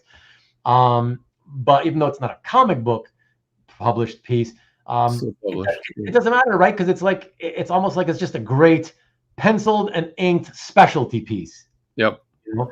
So even if it had not been published anywhere, it'd be like, wow, that's a great Romita Thing piece, you know? Yeah. The face is really, really well done. Yeah. Now, I'm glad you brought that up, Marcus, Because I didn't really want to have to say it unless somebody else brought it up. But it's true that those 3 balls, I don't kind of like them that much, the way he did that, because I felt that he didn't give them enough depth, so enough form to make them look 3-dimensional. They looked to me a little bit too flat, like flat soccer balls that are overlapping each other. Yeah. Rather than proper, shoulder, bicep, and then forearm. So I will admit, I never, that always bothered me, but whatever. Like I said. Yeah, the longer you look at it, the more you start focusing on that. But if you, at first glance, when you see the piece in its entirety, then you can kind of overlook it for a second. Yeah, exactly. And Rick to uniform, and Rick says Rocky Snowman. Yeah, but okay. So from there, we go to there. Let's see this one last time. Excellent. We'll show another sort of specialty piece, if you will, but published. Not exactly sure for who or for what reason, but a great Hulk now, from Thing to Hulk.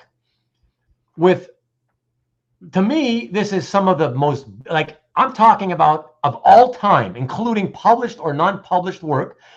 For me, this is some of the most beautiful feathering, the brush feathering on any character that I've ever seen from Romita. Like all that feathering work on the torso is just stunning, and on the arms. I mean, on the arms, the arm on our right, that's and so this ended up being like some sort of a poster, which was difficult to finally find until I finally found a copy on emovieposter.com. So there you go, emovieposter.com, and give you a little plug. So some kind of a poster, but Incredible Hulk saves the day. It's like he's saving from a forest fire. So I don't know. It had to be some kind of, maybe it feels like a governmental type thing for schools or something, Right. Yeah. It's public service announcement. Yeah, exactly. Barrucci hair. Nice. Great show tonight, Ruben. Good night, everyone. We'll catch the rest on Rewind. Okay, put those kids to bed. Sorry to keep you up so late, Karen. Sorry I couldn't do it fast enough. Talk to you soon. Have a good week.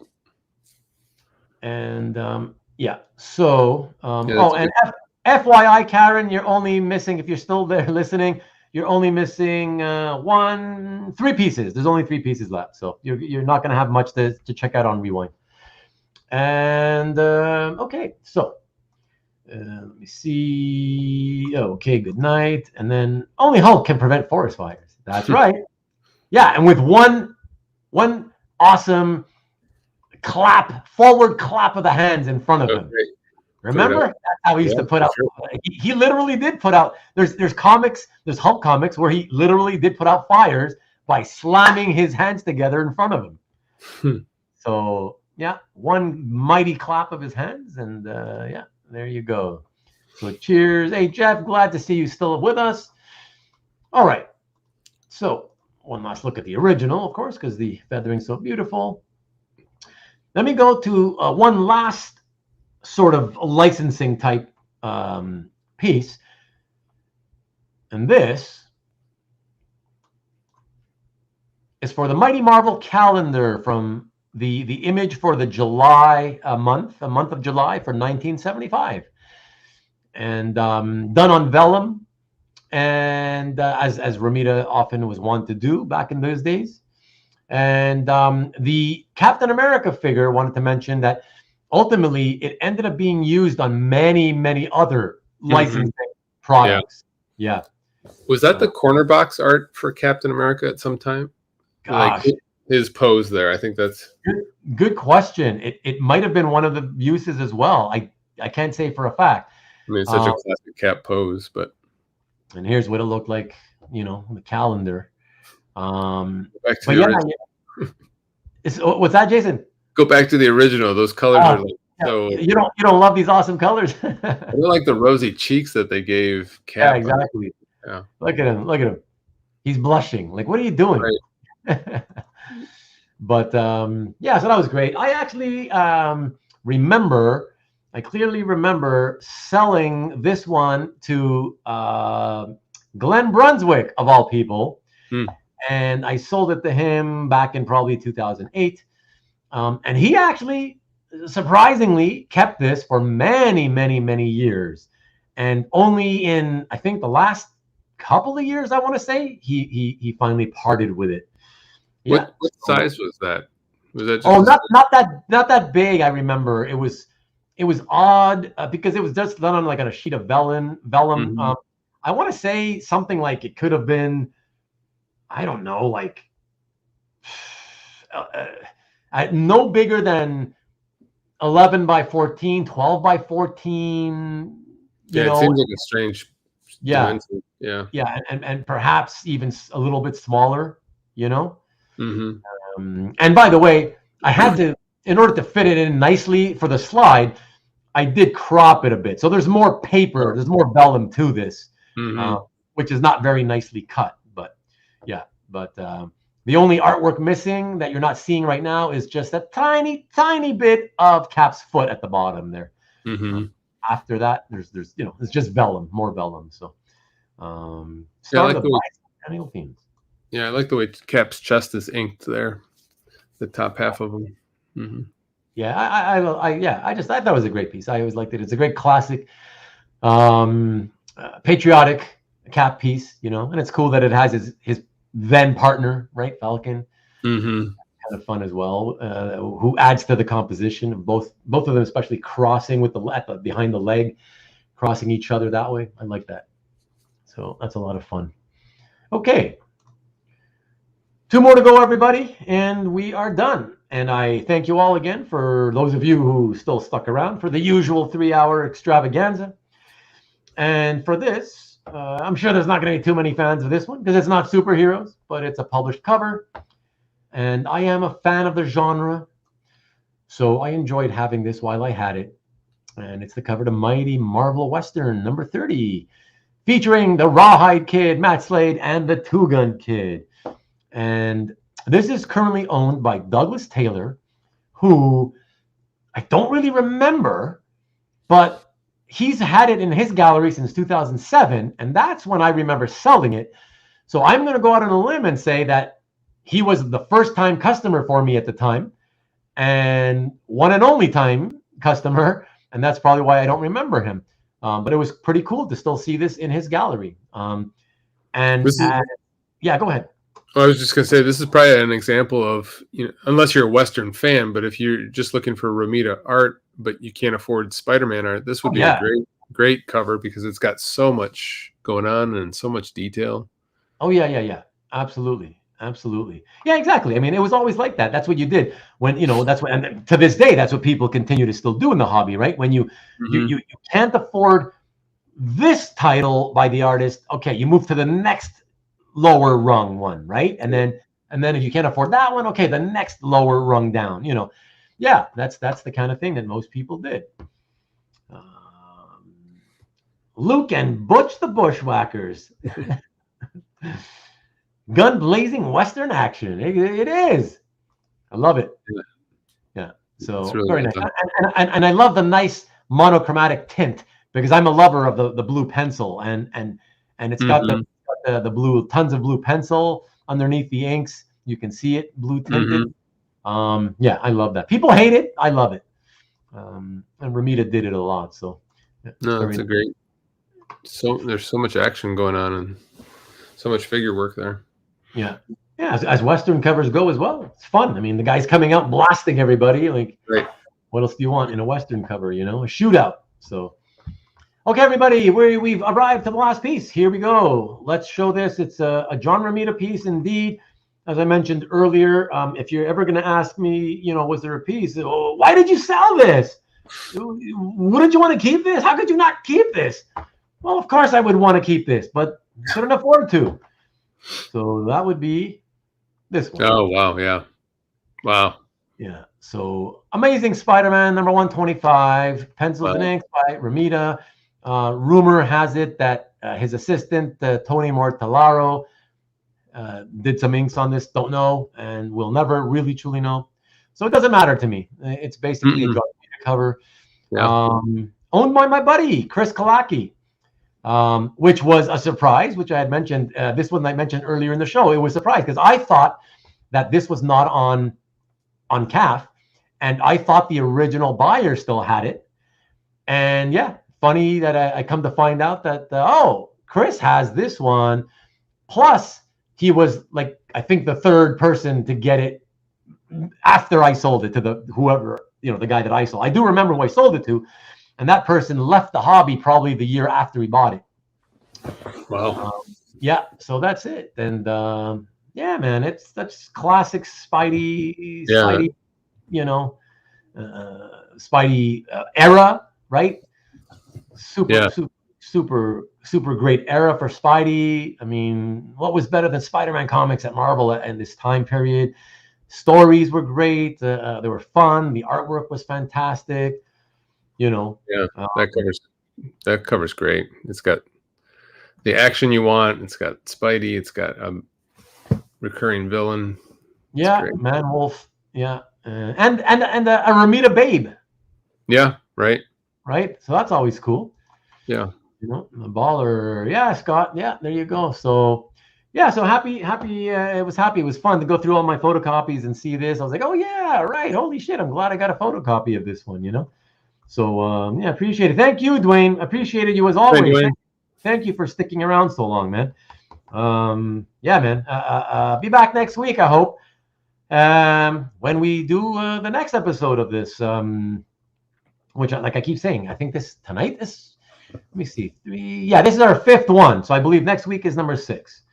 And it'll be episode show and tell number 26. But Ruben, Spidey is losing. Thanks, Marcus. Thanks. Exactly. And let's not laugh too much because Jason, I got to tell you, that was another one of the complaints. Not on this piece. On this piece, I had no problem selling it, but. Mm-hmm. On other covers, if the villain was getting the best of the hero, that's exactly what they would say. Oh, but it's the villain that's winning. Oh, but the hero's lying on the floor getting beaten. Take 20% off. Yeah, exactly. Yeah. Okay, here you go, sir. Thank you. You're right. This should be half price. What am I thinking? It's like so ridiculous. The 3 Bs: the Beast, the Babe, and the Bug. Nice one, Rick. I like that, Rick. Love it. Thank you, CJ. Thank you. Yeah. Thanks to all of you. Thanks, CJ. Have a good night. So thanks everybody. Yeah, let's wrap this up.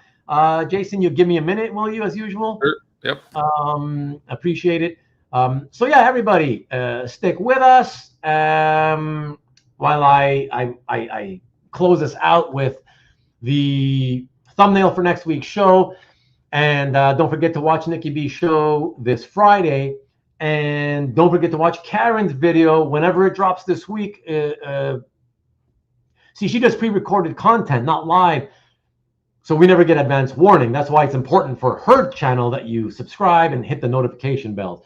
Otherwise, it goes live when she posts it live, when she uploads it. And that's when you know that it's suddenly there. So be on the lookout for that. I will mention she typically drops the videos on Thursdays. It's not a guarantee, but that's how it usually tends to work out. So be on the lookout on Thursday, if not earlier. And one last thing. Cheers to you, Jeff. Thank you for hanging out so long. It's been a long time since you've done this on a regular basis. So really appreciate you, man. Have a good week, Jeff. Yeah. The Swift Bowl is closed. Really? Okay, I'm going to go have to check it out. But yeah, thanks again, everybody, for hanging in there. And join us back here again next week when we start with Romita. There's a couple more Romitas. And we end with, I don't remember, but the video is already posted. Thumbnail's already up, scheduled on the channel. So just go look at that if you haven't seen it. One last quick look at this, everybody. A great memory for Nick. I wish it was actually funny. I truly do not find this funny or embarrassing. To me, that's a pretty good looking hairdo for that time period. That's all I got to say. But let me leave you. Thank you as always, Rick. Appreciate you. You know that. Thank you so much. Rick. Thanks to all of you. Appreciate it. Scott Wingo, what's up? Thank you so much. good to see all of you, those of you especially who have not been coming in regularly lately. So thank you so much. West, of course. Yeah, great to see all of you. And to all you super regulars, Marcus, obviously. And one last quick, I might as well, it deserves it. Thank you, Lance. Thank you so much, man. I'm really super grateful. I don't know what else to tell you except you really shouldn't have. Again, I truly don't know why you felt I needed to have a great, beautiful piece of art, and then doubled it up with another one by Travis Charest. You rock, dude. I don't know what to say other than thank you. So eternally grateful. Thank you so much. Really, really appreciate it. I hope you do let me. I hope you're willing to come on live sometime and to do a show and tell of your art. Would love it. So thanks again for that, and I'll talk to you on IG. And I'll leave everybody else with the banner for this next week's show. So do it there. There we go. And yeah, thank you very much again. It'll be Back to the Past episode 6 on the 26th show and tell of this channel. And again, also a live unboxing, one other live unboxing next week as well. And if something else arrives in the mail in time, the week after that, there may be another live unboxing. So we'll see. But please tune in next week, everybody. Thank you again to all of you for always supporting me. I really, really appreciate it and can't thank you enough. And we will see all of you. Remember, yeah, thank you, everybody. Please, before you leave, if you haven't done so, please hit that thumbs up. Really, really appreciate it. So yeah, catch you all next week. Appreciate you all. And yeah, have a great work week. And we'll see you next weekend. Peace.